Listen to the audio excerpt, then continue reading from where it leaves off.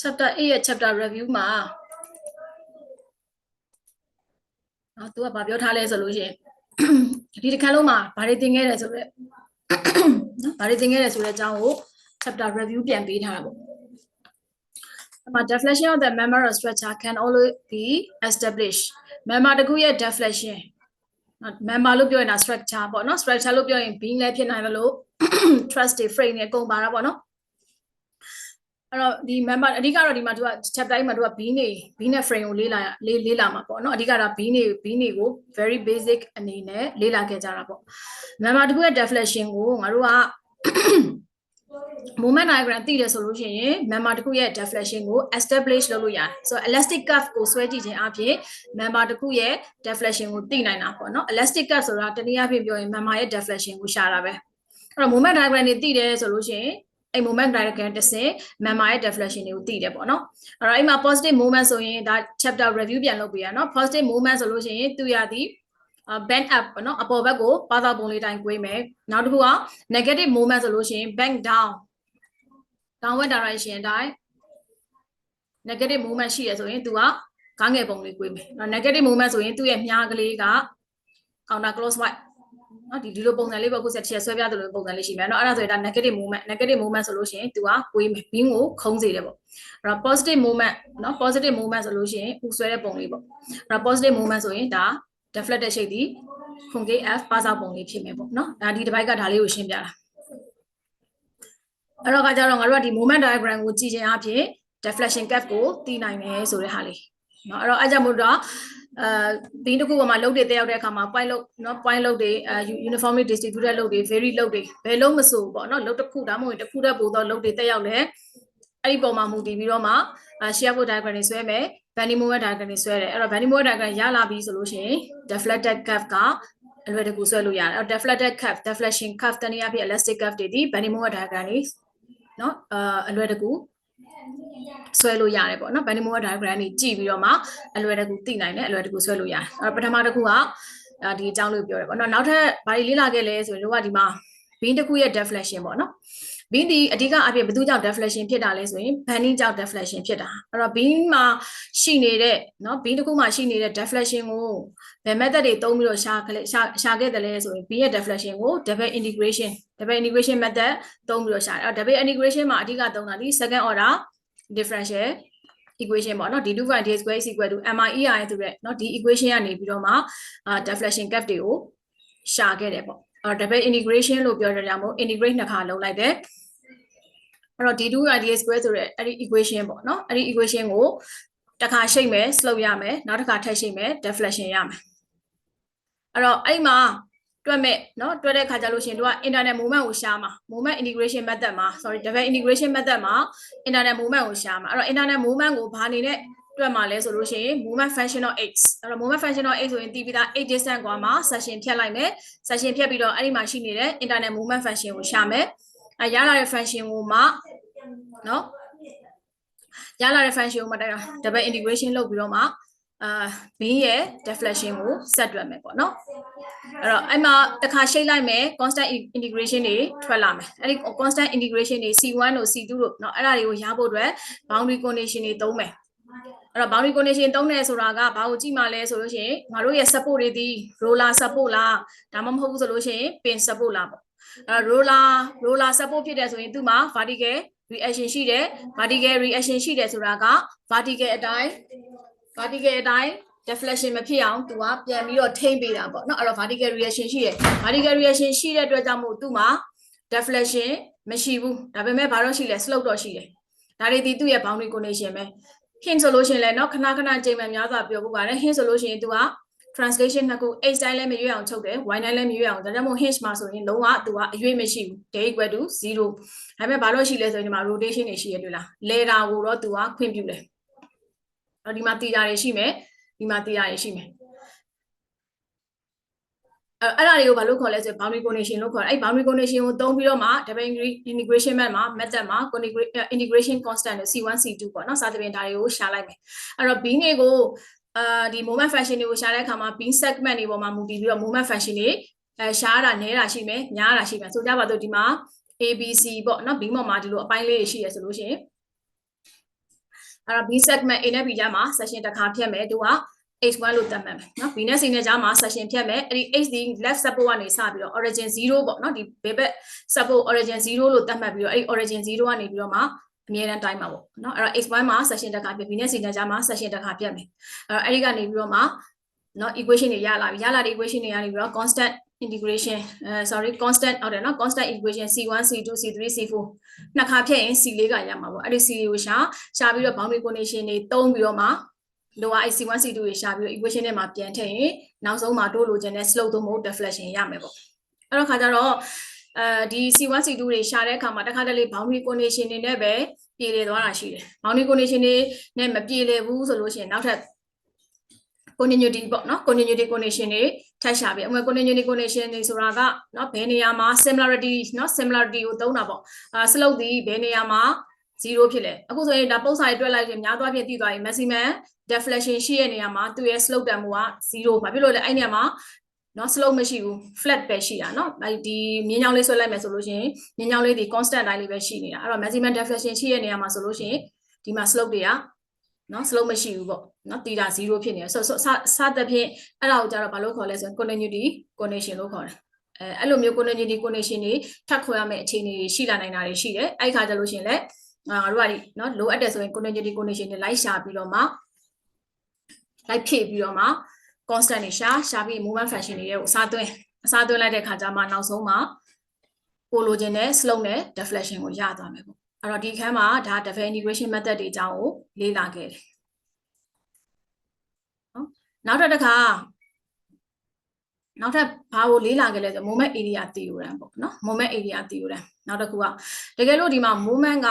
moment diagram က simple shape နော် simple shape ဖြစ်တယ်ဆိုလို့ရှိရင် moment diagram ကိုကြည့်လိုက်လို့ရှိရင်လွယ်ကူတယ်နော် very easy ဖြစ်တယ် simple shape ဖြစ်တယ်ဆိုရင် moment area theorem ဒါမှမဟုတ်ရင်လည်း conjugate beam method ကိုသုံးပြီးတော့မှလဲbeam တစ်ခုမှာရှိနေတဲ့ point တစ်ခုဆိုတာဘယ်မှာမဆိုပေါ့ဒီမှာဆိုရင် A point B point အဲ့တော့ A point B point မှာရှိနေတဲ့ slope တွေ deflection တွေကိုဆုံးဖြတ်လို့ရတယ်အဲ့တော့ moment area theorem နဲ့တွက်မယ်ဆိုလို့ရှိရင်အဲ့တော့ moment area theorem ဒီဘာကိုစဉ်းစားလဲဆိုရင် angle နဲ့ vertical deviation အဲ့တော့ tangent of at point A နဲ့ point B နော် point A နဲ့point B elastic curve form မှာရှိနေတော့ point A နော် elastic curve form မှာရှိနေတဲ့ point B အဲ့တော့ point A နဲ့ point B ရဲ့tangent နှစ်ကြောင်းကြားထဲမှာရှိနေတဲ့ vertical deviation တွေနော် vertical deviation တွေ angle တွေကိုစဉ်းစားတယ်အဲ့တော့ moment area theorem မှာဆိုလို့ရှိရင်လည်းtheorem 1 တွေ theorem 2 တွေရှိတာပေါ့နော်အဲ့တော့ chain slope အဲ့တော့ chain slope ကိုလိုချင်တယ်ဆိုလို့ရှိရင် theorem 1 ကိုသုံးမယ်ပေါ့နော် chain slope ကိုရှာမယ် chain slope ကိုရှာတဲ့အခါမှာ area under the MREI diagram point A နဲ့ point B ကြားမှာရှိနေတဲ့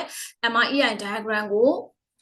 area ယူလိုက်ရင်အဲ့ဒီကိုလိုချင်တဲ့ point မှာရှိနေတဲ့ slope တန်ဖိုးရမယ်နောက်တစ်ခုကကြတော့B မှာရှိတဲ့ deflection ကိုလိုချင်တယ်ဆိုရင် B မှာ vertical မြင်းတစ်ချောင်းဆွဲရယ်နော် vertical မြင်းတစ်ချောင်းဆွဲပြီးတဲ့အခါကျရင် B ကနေ tangent တစ်ချောင်းဆွဲနော်အဲ့ဒီ vertical deviation ဒီကိုလိုချင်တဲ့ deflection ကိုတန်းရနိုင်တာလားပေါ့နော်တန်းရနိုင်တာမဟုတ်ဘူးဆိုလို့ရှိရင်တော့အဲ့ဒီ vertical deflection ဆိုကြပါတော့ point B မှာရှိတဲ့ deflection ဒီတန်းကိုချက်ချင်းတန်းတွက်လို့မရနိုင်ဘူးဆိုလို့ရှိရင်ဟိုကစဉ်းစားရမှာပေါ့နော်ဘယ်ဟာတွေကိုအရင်ရှာမလဲပေါ့အဲ့လို့ဆိုရင် theorem 1နဲ့ theorem 2ကိုဓာတ်ရိုက်သုံးယူလို့ရလားမရဘူးဆိုရင် theorem 1နဲ့ theorem 2ကိုပေါင်းဆက်ပြီးသုံးရတယ်ပေါ့နော်အဲဒါမျိုးလေးတွေလေ့လာခဲ့ကြတယ်အဲ့တော့ moment area theorem ဒီလည်းပဲ beam ရဲ့ deflection တွေ slope တွေကိုရှာတယ်နော်ဒါတွေကြောင့်အတန်းထဲမှာလည်းဒါသင်ခဲ့ပြီးသားပေါ့ဒါ MREI diagram တွေကနေပြီးတော့မှ MREI diagram ရဲ့ area ကိုယူတာပဲဒါပေမဲ့ခုန vertical deflection ကိုလိုချင်တယ်ဆိုရင်တော့ MREI diagram ကို about the point နော် where the deviation or deviation ဖြစ်တဲ့ vertical deflection ရှိမဲ့နေရာကနေပြီးတော့မှ movement center ပေါ့နော် CG နဲ့မြှောက်ပေးရမှာပေါ့လွယ်ကူပြောမယ်ဆိုရင်နော် MREI diagram area ကို CG နဲ့မြှောက်အဲ့ဒါဆိုလို့ရှိရင်vertical deviation ဆိုပြောတဲ့အဲ့ point ရဲ့ deflection ရမယ်ပေါ့အဲ့တော့ moment area theorem မှာ theorem 1ရှိတယ် theorem 2ရှိတယ်အဲ့တော့ theorem 1 theorem 2ကိုကျင့်ညက်အောင်ပြန်လေ့လာထားဖို့ပဲเนาะအဲ့တော့ theorem 1ဒီဘာကိုရှာလဲ slope ကိုရှာတာ theta b with respect to a ဒီဘာနဲ့အတူတူပဲလဲ area of MREI diagram နဲ့အတူတူပဲနောက်တစ်ခုကကြတော့ vertical deflection ဒီ tangent a with respect to b အဲ့တော့ area of MREI diagram ကိုလိုချင်တဲ့ point เนาะ point ကနေပြီးတော့မှ length တိုင်းနဲ့ h မှာ cg နဲ့မြှောက်ပေးရမယ်အဲ့ဒါပြီးတော့เนาะဟိုတရက်ကလေ့လာခဲ့တာက conjugate beam method နော် conjugate beam method ဒီ very methodological require application of the principle of static conjugate being method ဒီ principal static ကိုသုံးထားတယ်အဲ့မှာဆိုလို့ရှိရင် conjugate being method ဒီအဓိကတို့ကဘာကိုသုံးလဲဆိုရင် table 8.2 ကိုသုံးတယ်เนาะ table 8.2 ကိုသုံးပြီးတော့မှ support condition လေးပြောင်းတယ်ပေါ့အဲ့တော့ဒီ conjugate being method မှာလည်းအတူတူပဲเนาะ method 1နဲ့ method 2ရှိတယ်အဲ့တော့ point တစ်ခုမှာရှိနေတဲ့ deflection ပေါ့เนาะ slope deflection ကိုလိုချင်တယ်ဆိုလို့ရှိရင်အဲ့တော့သူကကြတော့ဘာကိုပြောလဲ slope ကိုလိုချင်တယ်ပေါ့เนาะအဲ့တော့ slope ကိုရှာတာရှိတယ် deflection ကိုရှာတာရှိတယ်ပေါ့အဲ့တော့ဆိုရင်theta ကိုလိုချင်တယ်ဆိုလို့ရှိရင် rear beam မှာရှိနေတဲ့ slope ပေါ့เนาะအဲ့တော့ rear beam ဒီမှာ rear beam ပေါ်မှာရှိနေတဲ့ point တစ်ခုမှာရှိနေတဲ့ slope เนาะ slope ကိုလိုချင်တယ်ဆိုရင်အဲ့ဒါဒီ conjugate beam မှာရှိနေတဲ့ဘာနဲ့တွားတူလဲဆိုရင် shear နဲ့တူတယ်ပေါ့เนาะ conjugate beam မှာရှိတဲ့ shear နဲ့ shear ကိုเนาะအဲ့မှာ AI ဒီ area ပေါ့เนาะ area ယူပြီးအဲ့မှာ shear ကိုတွက်နိုင်ခဲ့မယ် sorry သူကကြောင့် area ယူတာမဟုတ်ဘူး section ဖြတ်တာပေါ့เนาะ section ဖြတ်ပြီးတော့မှအဲ့ဒီ shear တန်ဖိုးရှာเนาะ internet shear ကိုရှာအဲ့ internet shear conjugate beam မှာရှိတဲ့ internet shear ဒီ rear beam မှာရှိတဲ့ slope နဲ့အတူတူပဲဆိုတဲ့ method ပေါ့အဲ့လိုပဲ deflection ကိုလိုချင်တယ်ဆိုရင် deflection လေးဒီ rear beam မှာရှိတဲ့ deflection ကိုလိုချင်တယ်ဆိုရင် conjugate beam မှာရှိတဲ့ moment internal moment ပေါ့နော် conjugate beam မှာရှိတဲ့ internal moment ဥပမာ point A ဆိုရင် point A မှာရှိတဲ့ internal moment ဒီ rear beam မှာရှိနေတဲ့ deflection နဲ့အတူတူပဲပေါ့အဲ့ဒါဒီ conjugate beam method အဲ့တော့ deflection ရှာတာမှာဆိုလို့ရှိရင် deflection နဲ့ slope ကိုရှာတာမှာအရှေ့ပိုင်းမှာတို့လေ့လာခဲ့တာဒီ conjugate beam method ရှိတယ်နောက်တစ်ခါ moment area theorem ရှိတယ်နောက်တစ်ခုက double integration method ရှိတယ်အဲ့တော့ moment function နေနဲ့ရှာတဲ့ဟာကတရား M1 second sum တော့တင်ခဲ့တယ်เนาะအဲ့ဒါကလည်းအတူတူပဲ slope နဲ့ deflection ကိုရှာတာနောက်တစ်ခါ superposition method ဆိုတာရှိသေးတယ်အဲ့ superposition method ကလည်းဒီ slope တွေနဲ့ deflection ကိုရှာတာပဲသူကကြတော့ table ကနေကြည့်ပြီးတော့မှ UDL လို့ဆိုရင်သူ့ရဲ့ slope ကဘယ်လောက်เนาะဟို deflection ကဘယ်လောက်ဆို table ကနေပြီးတော့မှ ready made တွက်ထားတဲ့တန်ဖိုးတွေပေါ့တန်ဖိုးတွေဆိုတာဥပမာဆိုလို့ရှိရင်ဒါ d equal to ph/4 ရရင်စသဖြင့်ပေါ့เนาะအဲ့လိုတန်ဖိုးတွေနဲ့တရားယူပြီးတော့မှတွက်တာเนาะ superposition method ဆိုတာလည်းရှိတယ်အဲ့တော့ slope နဲ့ deflection ကိုရှာလို့ရတဲ့ဒါနည်းတွေအများကြီးတို့ကလေ့လာတာဘာဖြစ်လို့ slope နဲ့ deflection ရှာတဲ့ဟာတွေအများကြီးလေ့လာလဲဆိုတော့ structure တစ်ခုမှလည်းအဓိက slope တွေ deflection တွေကအဓိကပဲလေเนาะဒီ structure တစ်ခု frame တစ်ခု deformation ဖြစ်တယ်ဆိုရင်ခုန beam ဆိုလို့ရှိရင်လည်းmoment ကြောင့်မလို့သူကဝေးမယ်ပေါ့เนาะ lateral load တွေလာမယ်ဆိုလို့ရှိရင်အဲ့ lateral load တွေကြောင့်မလို့ဒါ column တွေဝေးမယ်နောက်တစ်ခါကျတော့ဒီ slab ပေါ်မှာ load တွေလိုက်တယ် load တွေဒီ beam ကိုရောက်မယ် beam ကနေပြီးတော့မှ column ကိုထမ်းရမယ်lateral load တွေလာတယ်ဆိုလို့ရှိရင်ဒီ frame တွေဒီဘယ်လို deformation တွေဖြစ်သွားမလဲအဲ့တော့ frame ရဲ့ deformation ဆိုတာတနည်းအားဖြင့်ပြောမယ်ဆိုရင် structure ရဲ့ deflection ကိုပဲပြောတာပဲเนาะအဲ့အတွက်ကြောင့်မလို့simple beam တစ်ခု simple frame တစ်ခုရဲ့ slope နဲ့ deflection ရှာတာတွေကိုတော့ကိုကကျွမ်းကျင်နားလည်နေရမှာပေါ့အဲ့လိုမျိုးbeam လေးကိုနားလည်သွားရင် beam ကိုနားလည်သွားရင်တို့က frame ကိုကူးမယ်ပေါ့เนาะ beam နဲ့ frame နဲ့ရသွားပြီဆိုရင် truss တွေကိုလည်းလေ့လာကြည့်မယ်အဲ့တော့ beam နဲ့ frame နဲ့ truss တွေမှာသူ့ရဲ့ deflection တွေဘယ်လိုရှိလဲနောက်တစ်ခါ slope တွေပေါ့เนาะ deflection ဖြစ်သွားရင်ဒါ slope ကတွဲပါတာပဲเนาะဘာလို့ဆိုတော့ load တစ်ခုတက်ရောက်လိုက်ပြီဆိုရင်เนาะ beam တစ်ခုပေါ်မှာ load တစ်ခုတက်ရောက်ပြီဆိုတော့ beam ကကွေးသွားပြီဆိုလို့ရင်တချို့ဟာတွေက rotate ဖြစ်သွားလေ beam လေးကเนาะ support ကနေ rotate ဖြစ်သွားအဲ့ကြတော့ तू ကတီတာတန်းပြီးတော့ပါတာပဲเนาะဒဲမှာတီတာတန်းပါတာအဲ့ကြောင့်မို့ deflection ကိုတီတယ်ဆိုလို့ရှိရင်လည်းဒဲတွေကိုငါတို့ကရှာလို့ရတယ်ပေါ့အဲ့တော့ဒဲတွေကို sorry တီတာတွေကိုရှာလို့ရတယ်ပေါ့အဲ့တော့တီတာတွေကိုတီတယ်ဆိုလို့ရှိရင်လည်းဒဲကိုရှာတယ်ပေါ့အဲ့တော့ဒါတွေဒီ structure မှာဖြစ်လေဖြစ်တာရှိတယ်ပြောမယ်ဆိုရင်ဟိုပါပေါ့ damage ဟိုပါပေါ့ structural damage ကိုဖြစ်စေတော့အကြောင်းအရာတွေပေါ့เนาะအဲ့တော့ beam တစ်ခုမှာ crack တွေပေါ်တယ်ဘာကြောင့် crack တွေပေါ်လဲသူ့မှာmovement တွေကြောင့်ဒီ beam ကွေးတယ်เนาะ movement တွေကြောင့် beam ကွေးတယ်အဲ့ဒီ movement ကြောင့်ပဲသူက deflection ဝင်တယ် beam မှာ deflection ဝင်တယ် deflection ဝင်တဲ့အတွက်ကြောင့်မို့ beam တွေမှာ crack တွေပေါ်လာအဲ့တော့အရာအလုံးကဆက်နေတာပေါ့เนาะဒါကြောင့်မလို့ beam တစ်ခုမှာရှိနေတဲ့လောက်ကြောင်ဖြစ်ပေါ်လာမယ် deflection တွေကိုတွက်တက်ရမယ်အဲ့တော့ဘယ်လိုနီးလန်းနေရှိလဲဘယ်လေးနဲ့လေးကပိုလွယ်မလဲပေါ့เนาะအဲ့တော့ chapter 8မှာတို့တွေအဲ့ဒါကြီးလေ့လာခဲ့တယ်ပေါ့เนาะလေ့လာခဲ့ပြီးဒီနေ့ကဘယ်ကိုသွားမလဲဆိုရင် chapter 9ကိုသွားမယ်အခန်း9တက်တော့မယ်เนาะအဲ့တော့အခန်း8ကရပြီလို့ဆရာမသဘောထားလိုက်ပြီနောက်တစ်ပတ်ကျရင်အခန်း8နဲ့ပတ်သက်ပြီးတော့ tutorial စစ်မယ်เนาะအခန်း8ကိုပြန်ကြည့်ထားမယ်အဲ့တော့ method တွေကတော့များတယ်ဒါပေမဲ့သေသေးချာချာလေ့လာထားရင်ရပါတယ်ကဲအခုဒီမှာ chapter 9ကိုသွားရမယ်เนาะအဲ့တော့ chapter 9ကလည်းလာပြန်ပြီဘာပဲလဲဆိုရင် deflection ပဲ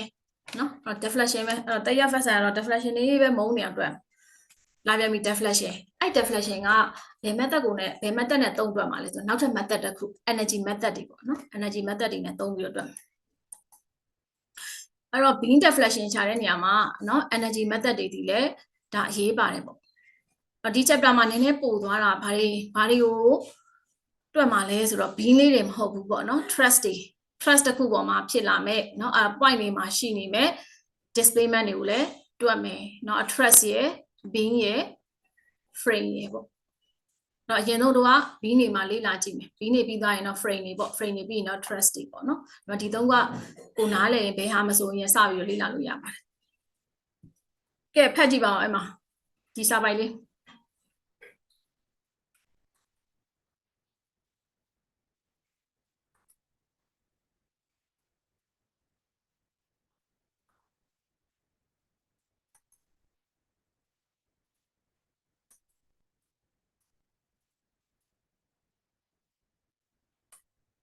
စာဖတ်မယ်လို့ဒီစာပိုက်ကို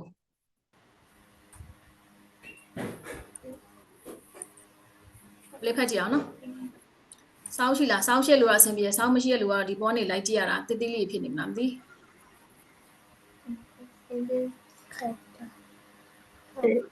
ဖတ်ကြည့်ပြီးတော့ဒီโอเคစိတ်ရရောဒီမှာအကြီးထည့်ပေးလိုက်ပါ In this chapter, we will show how to apply energy method to solve problem involving slope and deflection. This chapter is discussion of work and strain energy. Followed by development of the transfer of water energy.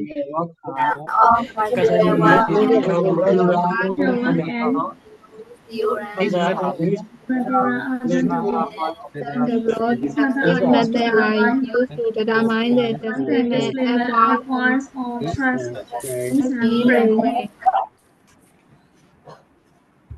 In this chapter ဒီ chapter မှာ we will show တယ်เนาะဒီ chapter မှာဘာကိုပြောမလဲဆိုလို့ရှိရင် apply energy method တွေကိုဘယ်လိုမျိုး apply လုပ်မလဲ energy method တွေဒီ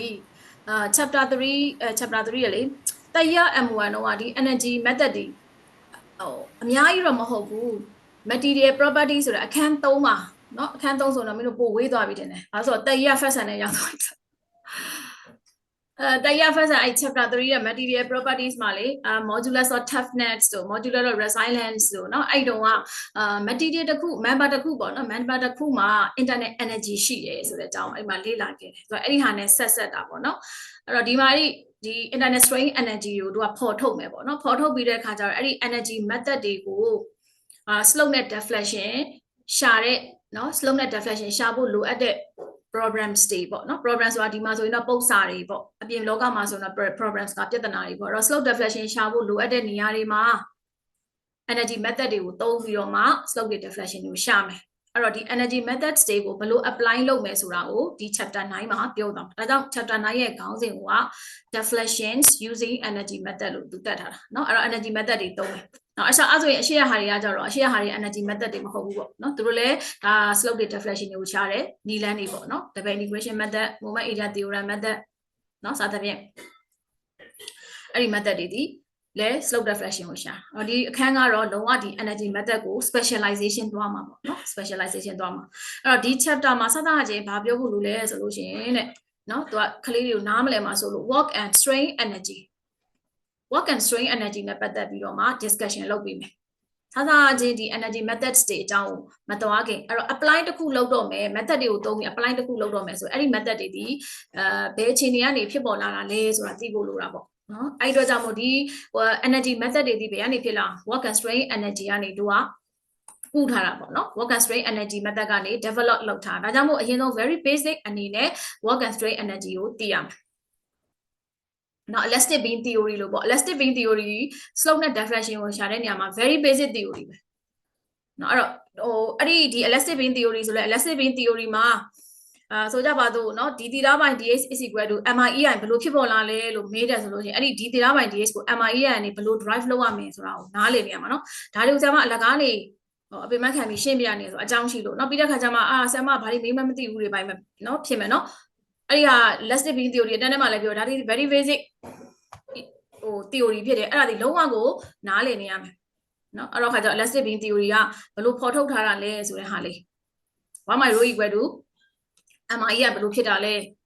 နော်အဲ့မှာဆိုရင်1 my rho equal to MIE ကဘယ်လိုဖြစ်တာလဲပေါ့ ဒါတွေသိရမယ်နောက်ကဒီသီတာပိုင်း ds is equal to mi လို့ပြောတယ်ဟာအဲ့ဒါဘာလဲပေါ့နော်နောက်တစ်ခါပါတယ်ဘာရှိသေးအောင်ဒီ 2v by da square is equal to ကလည်းဘာပဲတော့ mi MI อ่ะ mi မင်းတို့သတိထားမိလားမသိဘူးเนาะဒီမှာ mi ကသူမျိုးစုံနဲ့ပြောအဲ့ဒါတွေကဘာတွေလဲဥမာဆရာမမေးလိုက်ပြီပေါ့ဒီ 2v by da square is equal to mi diagram ဖြစ်တယ်ဆိုတာကို mi ဖြစ်တယ်ဆိုတာကို using elastic beam theory ကိုသုံးပြီးတော့မှဒါလေးကိုဒီခါလေးကိုရှာပြပါမေးလို့ရတယ်เนาะအဲ့ဒီကအဲ့ဆိုလို့ရမင်းတို့အဲ့မှာဒီ 2v by da square is equal to mi ဘယ်လိုရလာလဲဆိုတဲ့အကြောင်းကိုအဲ့မှာပုံလေးတွေနဲ့ကိုနားလဲသလိုစာလေးတွေနဲ့အဲ့လိုပြောအောင်တော့ဒီမှာလဲဒါ work and strain energy ကိုသူကစပြီးတော့ပြောရမယ်ပေါ့နော် work and strain energy ကိုပြောမယ်အဲ့ဒါပြီးသွားလို့ရှိရင်အဲ့ဒီ work and strain energy ကနေပြီးတော့မှနံပါတ်1ဒီ work and strain နော် work ဆိုတာဘာလဲပေါ့ strain energy ဆိုတာဘာလဲဒါတွေရှင်းမယ်ပေါ့ပြီးတော့ကနံပါတ်2က principal work နော် principal work နဲ့ principal energy အကြောင်းကိုသူကအဲ့ဒီနောက်မှာ develop လုပ်မယ်ဆိုတော့အဲ့နောက်မှာထပ်ပြောမယ်ပေါ့ဒီရှေ့ဟာနဲ့နောက်ကဟာဘယ်လိုဆက်ပြီးယူသလဲဆိုပေါ့အဲ့ဒါပြီးသွားလို့ခုချင်းအဲ့တော့ method နှစ်ခုရှိတယ်ဒီခန်းမှာလည်း method နှစ်ခုရှိတယ်အဲ့ဒါ method 1ဒီ method of virtual work ကိုသုံးပြီးတော့လည်း deflection ရှာလို့ရတယ်အဲ့တော့ virtual လို့ပြောကြအောင် virtual ဆိုတာ imitation ပဲလေအတူပဲပေါ့နော်တကယ်ဟိုဟာမဟုတ်ဘူးပေါ့နော်တကယ် real လုပ်ပြီးအကြောင်းဖြစ်တဲ့ဟာတွေမဟုတ်ဘူးပေါ့နော် virtual work ဆိုတာ virtual ကိုယ့်အတကို virtual ထားပြီးတော့မှဟိုရှာတဲ့ဟာပုံစံမျိုးပေါ့နော်အဲ့တော့ method of virtual work ရယ်နောက်တစ်ခုကဒီမှာဆိုရင် Castigliano theorem ဆိုပြီးတော့မှ theorem နှစ်ခုရှိတယ် method နှစ်ခုရှိရပေါ့နော်ပြောမယ်ဆိုအဲ့ဒီ method နှစ်ခုဒီခုနကတော့principle နော် work and energy တို့နော်အဲ့ဒီ work and strain energy အဲ့ဒီအပေါ်မှာအခြေခံပြီးတော့မှ develop ဆို formula တွေထုတ်တာနော်အဲ့တော့ method နှစ်ခုရှိတယ် chapter 9မှာအဓိက method နှစ်ခုကိုလေ့လာရမယ် deflection ရှာဖို့အတွက် method 1ဒီ method of virtual work နောက်တစ်ခုကCastigliano theorem ဆိုပြီးတော့နှစ်ခုလေ့လာရမယ်နောက်ပြီးတဲ့အခါကျတော့အဲ့ဒီ theorem တွေကိုသုံးပြီးတော့မှဘာတွေရှာမှာလဲ displacement ဆိုတာ deflection ပဲ displacement တွေကိုရှာမယ် point တွေရဲ့ displacement ကိုရှာမယ်အဲ့တော့ truss တွေပေါ်မှာရှိနေတဲ့ point တွေကိုရှာမယ် beam တွေပေါ်မှာရှိနေတဲ့ point တွေရဲ့displacement တွေကိုရှာမယ်နောက်တစ်ခါ frame တွေရဲ့เนาะ load တွေပေးလိုက်တဲ့အချိန်မှာဒီ frame တွေရဲ့ point တွေမှာရှိနေတယ်ဆိုတော့ point လို့ပြောတဲ့နေရာမှာ point A မှာရှိရအောင်လိုချင်တာလား point B မှာရှိရအောင်လိုချင်တာလားပေါ့เนาะအဲ့တော့ point to point ချင်းစီအတွက် displacement တွေကိုဆုံးဖြတ်မယ်အဲ့တော့ chapter 9ဒီ deflection ကိုအဓိကရှာတာအဲ့မှာ method နှစ်ခုရှိမယ် method 1ဒီ virtual work နဲ့ method 2ဒီ Castigliano theoremကဲဟုတ်ပြီအဲ့ပထမဆုံးသူက work and strain energy နဲ့ပတ်သက်ပြီးတော့မှเนาะ discussion လုပ်ကြည့်ရအောင်နဲ့ work energy ဆိုတာဘာလဲပေါ့เนาะ strain energy ဆိုတာဘာလဲ work ဆိုတာဘာလဲပေါ့ strain energy ဆိုတာဘာလဲပေါ့အဲ့တော့ article 9.1ဒီ work နဲ့ strain energy အဲ့တော့ work ဆိုတဲ့စကားလုံးကအခုမှကြားဘူးတာမဟုတ်ဘူးเนาะဒီစကားလုံးဒီ work ဆိုတာဒီ10တန်းကတည်းက fix it 10တန်းနဲ့မဟုတ်ဘူးမကဲဆိုရင်9တန်းလောက်ကတည်းကเนาะအကုန်လုံးကဒါ kg+12 နဲ့အောင်လာတာတွေမဟုတ်ဘူးဆိုရင်ပုံမှန်ဆိုရင်10တန်း9တန်း10တန်းပေါ့နော် grade 9 grade 10လောက်မှာကြရဒီ work ဆိုတဲ့စကားလုံးကရင်းနေပြီးသား work ဆိုရင်မြန်မာလိုအလုပ်ပေါ့နော်အလုပ်အဲ့တော့ principle တော့သူ့ရဲ့ principle တွေရှိတာပေါ့နော် conservation of energy principle နော် principle of conservative energy conservation of energy principle ဆိုပြီးတော့မှဒီ grade 9 grade 10တွေမှာ physics မှာသင်ရတယ်work ဆိုတာဒီ။မြန်မာလိုဆိုတော့ work mean အလုပ်ပေါ့နော်အလုပ်။ဒါပေမဲ့ physics လို့ကြားလို့ physics သဘောတရားအရဆိုရင် work ဆိုတာဘာလဲ work ဆိုရင်အဲ့မှာ physics တော့ကတော့ W နဲ့သတ်မှတ်ခဲ့တာပေါ့နော်။ W equal to ဘာကြီးတော့ဒီမှာ7တန်းနေ grade 9 grade 10နေဘယ်လုပ်တယ်လို့ဆိုမှတ်မိပါတယ်။ W equal to ဒီစက်တက် 3 by md F ဟုတ်တယ်လေ W equal to เนาะခုနသားလေးတက်ပြောတာကြားလိုက်တယ် W equal to mg တဲ့အဲ့ဒီ W equal to mg ကကြတော့ work done မဟုတ် weightကိုလိုချင်တယ်ဆိုရင်เนาะ weight ကိုလိုချင်တယ်ဆိုရင်ဟုတ်တယ်เนาะ weight ကိုလိုချင်တယ်ဆိုရင် mass နဲ့ gravity နဲ့မြှောက်တာအဲ့ဒါကလည်း W ပဲเนาะဒီ work ကကြတော့ W equal to fs force နဲ့ပါနဲ့ displacement နဲ့မြှောက် displacement နဲ့မြတ် displacement နဲ့မြှောက်မှာဒီဟိုဆိုကြပါစို့ဒီတစ်တာလေးတစ်ခုပေါ့နော်တစ်တာလေးတစ်ခုကိုဒီမှာလူတစ်ယောက်ကတွန်းမယ်လူတစ်ယောက်ကတွန်းနေမယ်အဲ့လိုတွန်းတဲ့အတွက်ကြောင့်မို့ဒီတစ်တာလေးဒီဘက်ကိုရွေ့သွားမယ်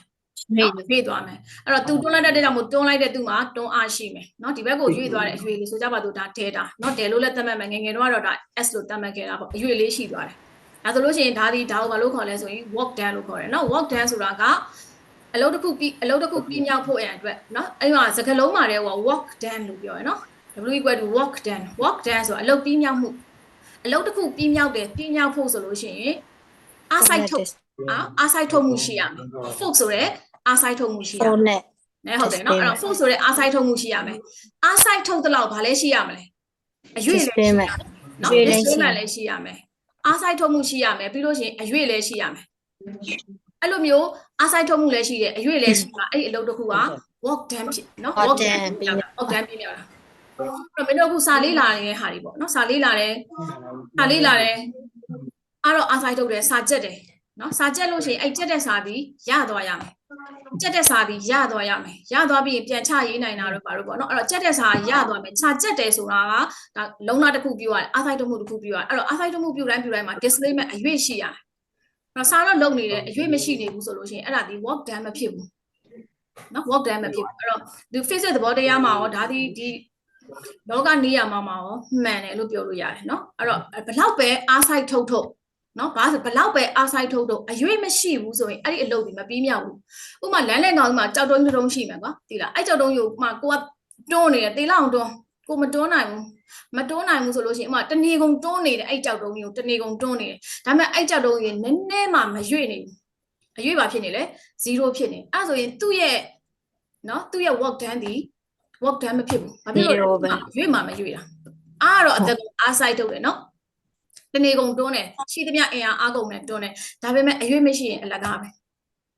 เนาะအရွေ့မရှိရင်အလကားပဲအဲ့တော့ဒါဒီလောကနိယမမှာလည်းမှန်ကန်တယ်လို့ပြောလို့ရတာပေါ့အဲ့တော့စာရီကြည့်နေအဲ့ဆိုရင်ကိုကအားစိုက်ထုတ်မှုလည်းရှိရမယ်စာတစ်ခုရဖို့အတွက်เนาะစာတစ်ခုရသွားပြီဆိုရင်ဒါ work done ပေါ့အဲ့ဒီ work done တစ်ခုရဖို့အတွက်ဆိုရင်လုံလဝရိယဆိုတဲ့เนาะအားစိုက်ထုတ်မှုရှိရတယ်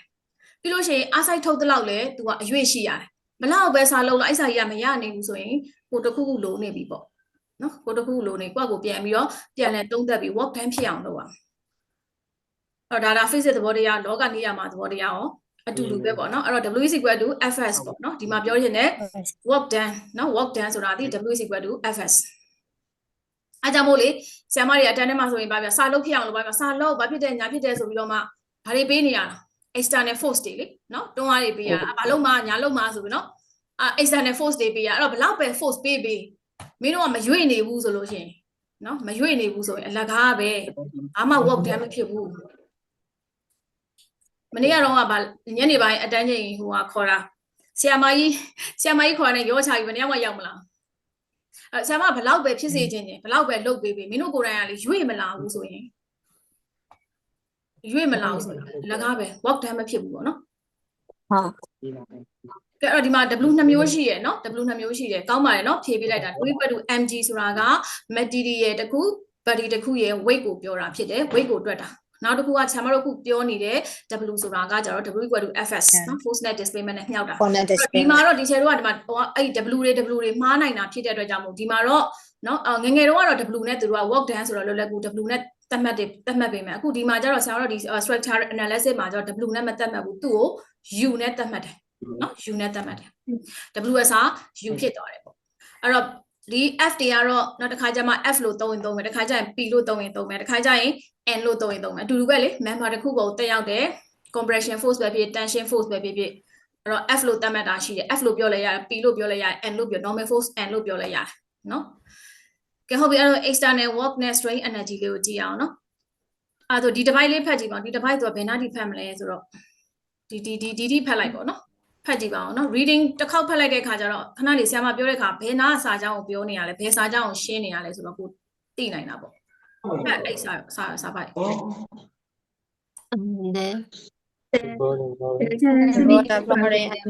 energy matters bear on this principle. However, we will first determine the external one and strain energy caused by the force and movement.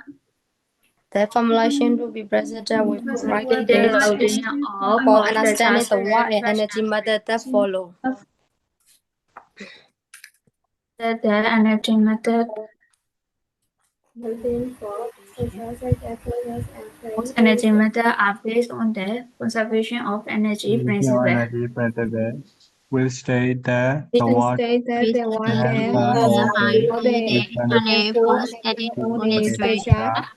use E and then watt or energy U development or strain energy UN. which Which develop which is developed when the structure defined is the in the material Elastic limit is not exceeded. easy. The elastic strain energy elasticity variation within the within the structure structure to its is defined the when the load are removed. the load are removed. The conservation of energy principle can be stated mathematically as as U equal to mu r. U equal to U1. for For developing developing any Any of the energy methods that based on different principle. However, we will first determine the external work and watt energy strain energy force and impedance of movement. movement. The formalization Formulations to be present to be demonstrating the watt energy Finding the energy water method energy that follow. method that follow. နော်အဲ့တော့ဒီပထမတစ်ပိုက်ကဘာပြောလဲဆိုရင်เนาะ semi graphical methods presented in the previous chapters previous chapter ဆိုသိပြီဟိုအရှိအခန်းနေเนาะ M1 မှာသင်ခဲ့တဲ့အခန်းနေပေါ့အဲ့ဒီမှာတော့ semi graphical methods semi graphical method ဆိုတာ share board diagram value board diagram ဆွဲတာတွေပြောတာအဲ့တော့ဒီ semi graphical method တွေဒီ very effective တော်တော်လေးကိုသူကเนาะ effective ဖြစ်တဲ့ effective ဆိုတာဘာကောင်းတာလားမကောင်းတာလား ကောင်းတာပေါ့เนาะတော်တော်ထိရောက်တယ်နီးဘာလို့လဲဆိုတော့ elastic curve ကိုသိချင်တာဆိုရင် share board diagram Van der Waals diagram ကိုဆွဲလိုက်တယ်ဆိုတာနဲ့ရပြီเนาะအဲ့တော့ real beam တွေဒီ conjugate beam method မှာဆိုလဲဒီconjugate beam ပေါ်မှာ MIE diagram တွေကိုလုပ်နေတဲ့ပြောင်းစင်စားဆိုတော့ MIE diagram ဘယ်ကနေရအောင် Van der Waals diagram ကိုကြည့်ပြီးတော့မှ EI နဲ့စားလိုက်တာပဲလीเนาะဆိုတော့ခါကြတော့ဒီ semi graphical methods တွေ share board diagram Van der Waals diagram ဆွဲခြင်းဒီမရလို့မရဘူး slope နဲ့ deflection ရှာတဲ့နေရာမှာဘာလို့လဲ displacement တွေ slope တွေเนาะ beam မှာရှိနေတဲ့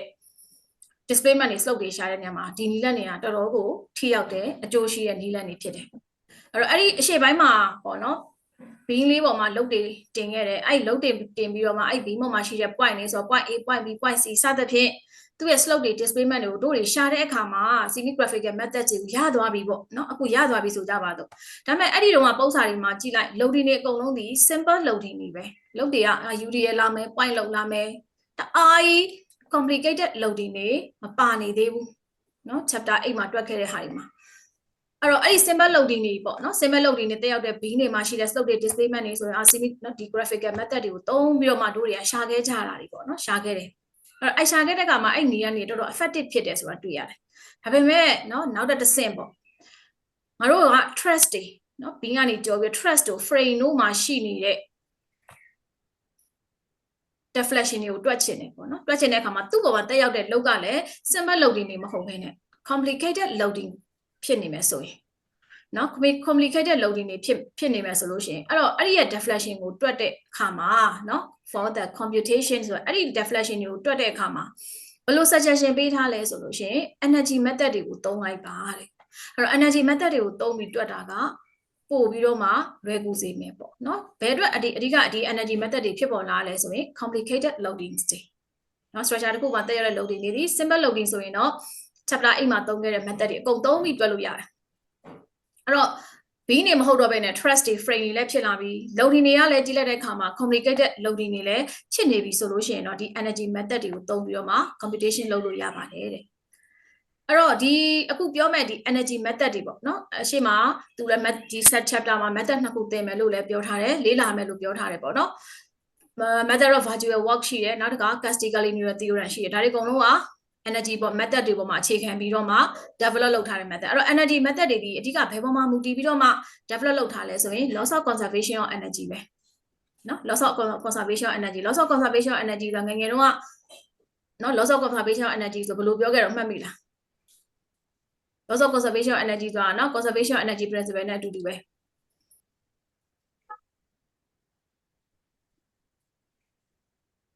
loss of conservation of energy ဆိုလို့ရှိရင်မှတ်မိလားမှတ်မိဘူးလား မှတ်မိပါ မှတ်မိတယ် မမေ့ပါဘူး မှတ်မိပါ မှတ်မိတော့ပါဘူး မှတ်မိတော့ loss of conservation of energy ဆိုတာနော် external work done equal to internal work done ပဲဟုတ်တယ်မလား external work done လေအဲ့တော့ဆိုရင် W external နော် external work done W external နဲ့ပါလဲ internal လေ external work done equal to internal work done အဲ့တော့တို့ကဟိုပါပေါ့ဟိုအဓိကဟိုတဲ့ဘယ်မှာလေးလာခဲ့လဲဆိုမှ material တခုမှာ heat တွေပေါ့နော်အပူပေးလိုက်အပူပေးခြင်းစသဖြင့်အဲ့ဒီမှာအများကြီးလေးလာခဲ့တာပေါ့ loss of conservation energy ပေါ်မှာအခြေခံပြီးတော့မှဒီ energy method တွေကတွက်ထားတာအဲ့တော့ဒီ energy method တွေ loss of conservation energy principle ဆိုတာဘာလဲ external work done ဒီ internal work done နဲ့အတူတူပဲနော်အဲ့တော့အဲ့ဒီဟာကဒါငငယ်တော့သိခဲ့တဲ့ဟာပေါ့နော်ငငယ်တော့သိခဲ့တာအခုဒီမှာတော့အဲ့ဒီအတီကိုနည်းနည်းလေးထပ်ပြီးတော့မှပုံစံပြောင်းကြည့်မယ်ပေါ့အဲ့တော့ loss of conservation energy which state that အဲ့ဒါဘာကိုပြောတာလဲဆိုရင် the work done by all external forces external work done ဆိုတာက force တွေကြောင့်ဖြစ်တာလေ force နဲ့ displacement ကြောင့်ဖြစ်တာเนาะအဲ့မှာလည်းတခုပြောစရာရှိရเนาะW equal to Fs နဲ့ M equal to Ft နဲ့ moment လေ moment ကိုလိုချင်တဲ့သူဘာနဲ့မြောက်တာလဲ force နဲ့ distance နဲ့မြောက်တာ force နဲ့ distance နဲ့မြောက်တာဒီမှာလဲ work done ကလည်းဒီကနေ့ဘာနဲ့မြောက်တာပဲလေ force နဲ့ distance ပဲ displacement ဒါဆိုမှ S နဲ့ရေးပြီးမှဒါ displacement ပဲအဲ့မှာသုံးတဲ့ displacement နှစ်ခုကတူလား မတူပါဘူး မတူရင်ဘယ်လို꿰တာမတူဆိုမှန်တယ် ဟိုကောင်ကချာ parallel နဲ့ တွန်းလိုက်လို့ ဟုတ်တယ်နော်ဒါစာထဲမှာလည်းပြောတယ်နော် parallel သွားတာနဲ့ perpendicular သွားတာနော်ဒီမှာ moment လုံးကကြတော့ moment မှာဆိုရင်ကြတော့နော် moment မှာတော့moment m equal f into d ဆိုတာ force into perpendicular distance နော် perpendicular distance နဲ့မြောက်တာ w equal to fs ကကြတော့ force into displacement အဲ့ဒါဒီ force နဲ့အပြိုင်သွားတာဒီမှာလေးစမခုနပုံဆွဲပြထားတယ်ဒီမှာတွန်းလိုက်တယ်ဆိုရင်တွန်းတဲ့အတိုင်းရွေ့သွားတဲ့အရွေ့မတူဘူးနော်မြောက်တဲ့ဟာတွေအဲ့တော့ moment မှာဆိုရင်ကြတော့ moment မှာဆိုကြပါဆိုဒါ simply supported ဘင်းတကူဒီမှာ point p တက်ရောက်မယ်ပေါ့နော် point လို့ p တက်ရောက်မယ် p တက်ရောက်မယ်ဒီကနေဒီက distance တခုရှိမယ် d ရှိမယ်ပေါ့အဲ့တော့အဲ့မှာရှိတဲ့ moment ကိုလိုချင်တယ်ဆိုရင် summation moment ပေါ့စသဖြင့်အဲ့လိုလိုချင်တယ်ဆိုရင်ဘာနဲ့မြောက်တာလဲ p into d အဲ့တုန်းကကျတော့ force နဲ့ distance က perpendicular တိုင်းနော် perpendicular distance နဲ့မြောက်တာဒီ w equal to fs ဆိုတာ r တခု site ထုတ်လိုက်တဲ့ကြောင့်တွန်းတာပဲဖြစ်ဖြစ်ဆွဲတာပဲဖြစ်ဖြစ်နော်အဲ့တွန်းတဲ့အတိုင်းဆွဲတဲ့အတိုင်းရွေ့သွားတဲ့အရွေ့မှာနော်စဉ်းစားတာနော်မတူဘူးကဲအဲ့တော့ဒီဘက်မှာဆက်ကြည့်အောင်เนาะအဲ့တော့ conservation of energy principle ဆိုတာဘာကိုပြောတာလဲဆိုရင် external work done တွေအကုန်လုံးဒီ internal work done နဲ့ညီတယ်ဆိုတဲ့အချက်ကိုပြောတာအဲ့တော့เนาะ work done by all external force အဲ့တော့ work done တွေအကုန်လုံးက external force တွေကြောင့်ဖြစ်တာ structure ပေါ်မှာတက်ရောက်နေတဲ့ external force တွေကြောင့်เนาะ external forces တွေကြောင့်သွားရွေ့သွားတဲ့အရွေ့တွေပေါ့အဲကြောင့်မို့လို့သူကဒီမှာတော့ work done ဘာနဲ့သတ်မှတ်လဲ external ဆို UE နဲ့သတ်မှတ်တယ်เนาะငငယ်တော့ W နဲ့သတ်မှတ်တယ်အခုက UE ပေါ့အဲ့တော့ external work UE ဒီတဲ့ structure တစ်ခုပေါ်မှာ force တွေတက်ရောက်လိုက်ပြီတွန်းအားတွေတက်ရောက်လိုက်မြင်အောင်เนาะခုနကတော့တက်တာတစ်ခုတွန်းသလိုပေါ့เนาะတွန်းအားတွေတက်ရောက်လိုက်အဲ့ခါမှာတွန်းလိုက်တဲ့အတွက်ကြောင့်သူရွေ့သွားမယ်เนาะ transform ရွေ့သွားမယ်အဲ့တော့ရွေ့သွားတယ်ဆိုလို့ရှိရင်အဲ့ဒီ F နဲ့ D နဲ့ညှောက်လိုက်တာပေါ့အဲ့ဒါဒီသူ့ရဲ့ work done တနည်းအားဖြင့်ပြောမယ်ဆိုရင် external work done အဲ့တော့ external work done ဒီဘယ်ပေါ်မှာမူတည်လဲဆိုလို့ရှိရင် external forces ပေါ်မှာမူတည်တယ်တခါလဲခွဲမှတ်ခဲ့เนาะ external work done ဒီဘယ်ပေါ်မှာမူတည်လဲ external forces ပေါ်မှာမူတည်တယ်အဲ့ structure ပေါ်မှာတက်ရောက်နေတဲ့ external forces ပေါ်မှာမူတည်တယ်เนาะအဲ့ external forces ကြောင့်ရွေ့မဲ့အရွေ့နဲ့မြှောက်ပေးရတာပေါ့အဲ့တော့အဲ့ဒီလိုမျိုးငါတို့ကဒီ structure တစ်ခုကိုတွန်းလိုက်ပြီတွန်းလိုက်တဲ့သူရွေ့သွားမယ်ရွေ့သွားတဲ့ခါကျတော့ဘာလို့ရွေ့သွားတာလဲပေါ့ဘာလို့ရွေ့သွားတာလဲတွန်းလိုက်တဲ့ခါဒီ material တွေမှာဘာတွေရှိလဲဒီ material တွေမှာ strength ရှိเนาะဒီ body မှာပေါ့เนาะဒီ body မှာသူ့မှာဘာတွေရှိလဲ strength နဲ့ရှိเนาะအဲ့တော့ strength တွေရှိတာပေါ့အဲ့တော့ဒီ strength တွေကကောပြန်ပြီးတော့မှပြန်ပြီးသူ့ကို resist မလုပ်ဘူးလားဆို resist လုပ်တာပေါ့ဒါပေမဲ့ external force ကများရင်တော့သူရွေ့သွားမှာပေါ့เนาะ external force ကများနေရွေ့သွားမှာအဲ့တော့ internal force ကနည်းနေတယ်ဆိုရင်တော့ external force ကြောင့်မို့သူကရွေ့သွားနိုင်တာပေါ့เนาะနောက်တစ်ခုဒီရှေ့မှာတော့ဆရာမတို့ဒီမှာချိန်မှန်များစွာပြောခဲ့တာရှိတယ်ဘင်းတစ်ခုပေါ်မှာလုံတက်ရောက်လိုက်ပြီဆိုလို့ရှိရင်เนาะအဲ့ဒီလုံကြောင့်မို့လို့ဒီ beam segment တွေမှာဒီ beam လေးပေါ့เนาะ beam segment တွေမှာဘာလေးတွေဖြစ်လာနိုင်လဲ beam segment တွေမှာ internal stress တွေမဟုတ်ဘူးလား internal stress တွေเนาะဒီ beam တွေမှာ internal stress တွေဖြစ်လာနိုင်တယ်เนาะအဲ့တော့ဥပမာဆိုကြပါတော့ဒီနေရာ point C လေးဆိုကြပါတော့ point C မှာရှိနေတဲ့ဒီ external load ဖြစ်တဲ့ point C မှာရှိနေတဲ့ internal loading တွေပေါ့เนาะ internal loading တွေကိုလိုချင်တယ်ဆိုရင်တို့ကဒီ point C မှာရှိနေတဲ့ internal loading တွေရှာခဲ့တာရှိတယ်เนาะအဲ့တော့ဒီမှာ normal ရှိမယ်နောက်တစ်ခါပါလဲ shear ရှိမယ် moment ရှိမယ် moment ရှိမယ် internal တွေเนาะ internal ဘယ်သူကြောင့်ဖြစ်တာလဲ external ကြောင့်ဖြစ်တာเนาะအဲ့တော့ဒါဆို P တွေကဘာတွေလဲ P တွေက external เนาะ P တွေက external တွေဒီ omega လုတ်တွေကဘာတွေပဲလဲ external တွေ external အဲ့တော့ external ကြောင့်မို့လို့ဒီ body လို့ခေါ်တဲ့เนาะ body ဆိုတာဒီအရာဒီ beam ပေါ့ဒီ beam တွေပေါ့เนาะဒီ beam တွေမှာဘာတွေဖြစ်ပေါ်လဲ internal loading တွေဖြစ်ပေါ်တယ် external loading တွေကြောင့်မို့လို့သူတို့မှာ internal loading တွေဖြစ်တယ်တနည်းအားဖြင့်ပြောမယ်ဆိုရင်အဲ့ဒါကိုဟိုပါပေါ့ energy ဘက်ကနေပြောမယ်ဆိုရင် structure တစ်ခုပေါ်မှာ external force တက်ရောက်လိုက်ပြီဆိုအဲ့ဒီ external force တွေဒီနော်အဲ့ဒီ structure ထဲမှာနော်အဲ့ဒီ structure ထဲမှာဘာတွေဖြစ်သွားလဲဆိုလို့ရှိရင် internal strain energy တွေဖြစ်သွားတာเนาะ internal strain တွေဖြစ်တယ် internal forces တွေဖြစ်တယ်ပေါ့ပြောချင်တာเนาะ internal ဘယ်အခါမှာအဲ့ဒီ internal forces တွေပေါ်လာလဲဆိုရင်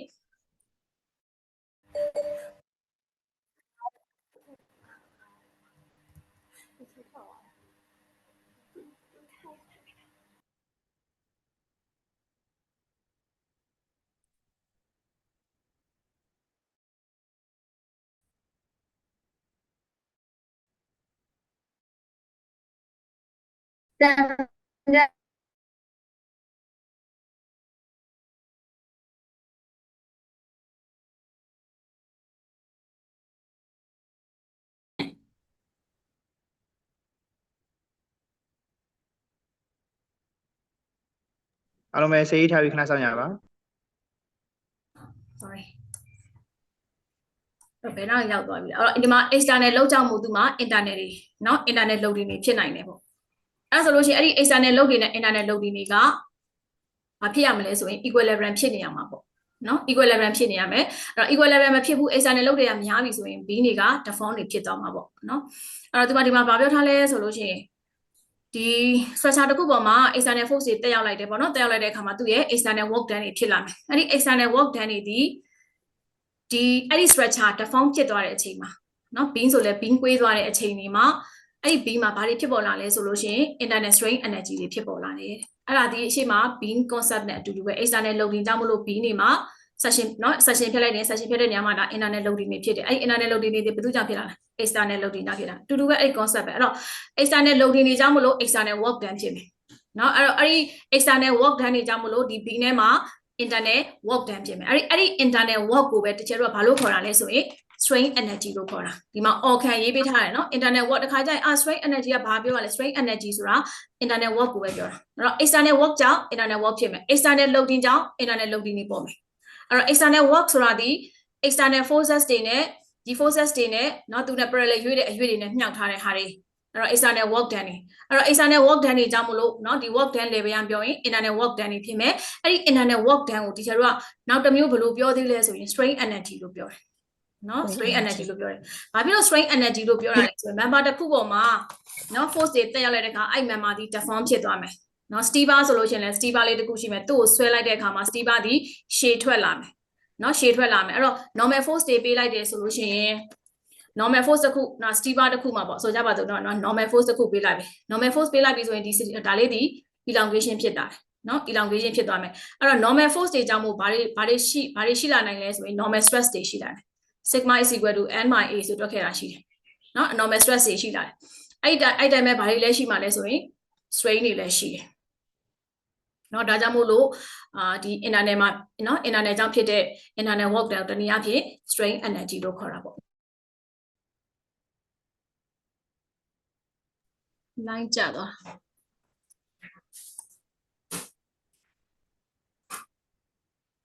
ကဲနောက်တစ်ခုစကြည့်အောင်เนาะအဲ့တော့အဲ့ဒီမှာတကယ်လို့ဒီ material က elastic limit ကိုမကျော်ဘူးဆိုလို့ရှိရင်เนาะ elastic limit ကိုမကျော်ဘူးဆိုလို့ရှိရင်ဆိုတာဒီ stever တစ်ခုကိုเนาะတို့တွေ extension force ပေးလိုက်တဲ့အခါမှာအဲ့ stever ရဲ့ stress strain diagram လေးဘယ်လိုရှိလဲဆိုတာလည်းလေ့လာခဲ့เนาะလေ့လာခဲ့ဘူးလေအဲ့တော့ဒီမှာဒါ material ပေါ့เนาะဆိုကြပါစို့ဒါ steel ပေါ့เนาะ steel မှာဆိုရင်ဒီမှာ proportional limit ရှိမယ်ရှိမယ် ultimate ရှိမယ်ပြီးရင် strain hardening ရှိမယ် necking ရှိမယ်ဒီလိုပေါ့အဲ့တော့စစချင်းမှာဒီ material တစ်ခုက elastic limit အတွင်းမှာရှိတယ်ပေါ့ it's not exist ဆို elastic limit မကျော်ဘူးဆိုရင် elastic limit အတွင်းမှာရှိတယ်ဆိုလို့ရှိရင်အဲ့ဒီ structure မှာ elastic strain energy ရှိတယ်ပေါ့နော် elastic strain energy ရှိတယ်လို့ပြောလို့ရတယ် energy level နဲ့ပြောမယ်ဆိုရင်သူဒီ elastic strain energy ရှိတယ်အဲ့တော့ elastic strain energy အတွင်းမှာဆိုရင်ဒီ elastic region ပေါ့ကွာရိုးတန်းပြောရင်တော့နားလည်အောင်ပြောရင်တော့ elastic region ထဲမှာရှိရဆိုရင်သူက load တင်လိုက်မယ်မဆိုကြပါဘူး100 newton load တင်လိုက်မယ်ပြီးလို့ရှိရင် load ကိုပြန်လွှတ်လိုက်မယ် နော်ဟိုတရက်ကတန်းတမမေးသလိုပေါ့elastic လို့ပြောရင်ဘာကိုမှတ်မိလဲဆို easy ဖြစ်တယ်နော်တေခွင်းလို့ပေါ့တေခွင်းလို့မှတ်မိရလားအဲ့တော့ဒီမှာတေခွင်းလေးဆွဲလိုက်မယ်ပြန်နှုတ်လိုက်မယ်အဲ့ဒါဒီဒါ elastic limit တွင်မှာရှိတယ်အတူတူပဲဒီမှာလဲသူ့ရဲ့ဒါ energy level နဲ့ပြောမယ်ဆိုလို့ရှိရင် material တစ်ခုက elastic limit ထက်မကျော်နေဘူးဆိုရင်သူက elastic strain energy တွင်မှာရှိတယ်နော်အဲ့တော့ elastic strain energy မှာရှိရဆိုရင်ဒီ structure ဒီ endoform state ကိုပြန်ပြီးတော့ရောက်နိုင်တယ် endoform state ကိုပြန်ရောက်နိုင်ဆိုလို့လည်းခုပြောမယ်ဆိုရင်တေခွင်းလေးကိုဆွဲလိုက်မယ်ပြန်နှုတ်လိုက်မယ်ငကိုမူလနေထားပြန်ရောက်တယ်ပေါ့နော်ဒါကတော့ structure analysis ဆိုတော့ဒီလိုမှာ structure သဘောတရားနဲ့ပြောတာပေါ့နော် energy level နဲ့ပြောမယ်ဆိုလို့ရှိရင်အဲ external structure တစ်ခုမှာ external force တွေတက်ရောက်လို့ရင်သူဒီ external work done ဖြစ်မယ်အဲ့ဒီ external work done ကြောင့် internal work done တွေဖြစ်မယ်အဲ့ဒီ internal work done တွေကိုဘာလို့ခေါ်လဲဆိုရင် strain energy လို့ခေါ်တယ်ဒါဆိုရင်နောက်ပိုင်းကျလို့ရှိရင်ဒါ strain energy level နဲ့ပြောမယ်ဆိုရင် material တစ်ခုရဲ့နော်သူ့ရဲ့ material က elastic limit ကိုမကျော်ဘူး elastic limit region ထဲမှာရှိရဆိုရင်သူ့ရဲ့ strain energy ကလည်း elastic strain energy elastic strain energy အဲ့တော့ elastic strain energy ပဲဖြစ်လိမ့်မယ်ဆိုဒါရှိတော့သိခဲ့ပြီးသားပဲ return to the structure to its endoform state ကိုပြန်ရောက်မယ်ငကိုမူလနေထားပြန်ရောက်မယ် when the load is removed လို့ကိုဖယ်လိုက်တာအဲ့တော့ဒီမှာတော့ပြောသူရှင်းပြသွားရတဲ့အများကြီးပဲအဓိကတစ်ခုမှတ်ထားရင်ရပြီပေါ့ loss of conservation of energy ပေါ့နော် energy principle ဆိုတာဘာလဲနော် conservation of energy principle ဆိုတာဘာလဲဆိုရင် UE is equal to UR external work equal to internal work done အဲ့ဒါပြီးတဲ့ခါကျတော့เนาะဒီတစ်ခုသိသွားပြီပေါ့အဲ့တော့ external work ဆိုတာဘာလဲ internal work ဆိုတာဘာလဲเนาะ external work ဆိုတာကဘလို့အခြေအနေဖြစ်ပေါ်နေတာမျိုး external work ခေါ်တာလဲเนาะအဲ့တော့ external work ကိုဘလို့တွက်မှလဲဒါလေးသိသွားပြီဆိုရင်နောက်တစ်ဆင့်ကဒါ internal work တွေကဘလို့ဖြစ်တာလဲ internal work ကို strain energy လို့ခေါ်တယ်ဆိုတာလဲဒါသိသွားပြီကဲအဲ့ဒါသိသွားပြီဆိုလို့ရှိရင်နောက်တစ်သူဘာဆက်ပြောလဲဆိုတော့ before developing any of the energy methodနောက်တစ်ဆင့်ကတော့ဒါ energy method တွေကိုเนาะဟိုတည်တွင်တော့ဟိုထုတ်တော့မှာပေါ့ equation ထုတ်တော့မှာပေါ့အဲ့တော့ energy method တွေကို developing မလုပ်ခင်မှာเนาะဒီ principle ပေါ်မှာမူတည်ပြီးတော့ energy လုံးenergy ဟိုဟာ methods တွေကိုမတည်တွင်ခင်မှာတဲ့ we will first determine the external work เนาะ external work ရဲ့နောက်တစ်ခါ strain energy တွေနောက်ဒီခါကျတော့ external work နဲ့ internal work လို့မပြောတော့ဘူးเนาะ internal work ဒီ strain energy ဖြစ်ပါတယ်ဆိုတော့သူအရှိမပြောခဲ့ပြီးသားဖြစ်တဲ့အတွက်အဲ့တော့ external work တွေကိုငါတို့ဘယ်လိုတွက်မလဲ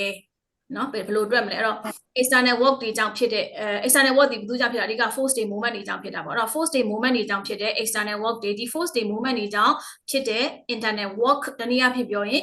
strain energy တွေကိုဘယ်လိုဆုံးဖြတ်ကြမလဲဆိုတာအရင်ဆုံးလေ့လာရမယ်ပေါ့เนาะလေ့လာပြီးတော့တွက်ကြည့်ရမှာပေါ့နော် the formulation to be present will provide a basis for understanding เนาะအခုဒီမှာနောက်ပိုင်းမှာ formulation တွေ formula တွေထုတ်ပြီးတော့အဲ့တော့ဒီ formula တွေအကုန်လုံးဒီ basic ပဲเนาะ basic for understanding basic understanding အတွက်ပဲ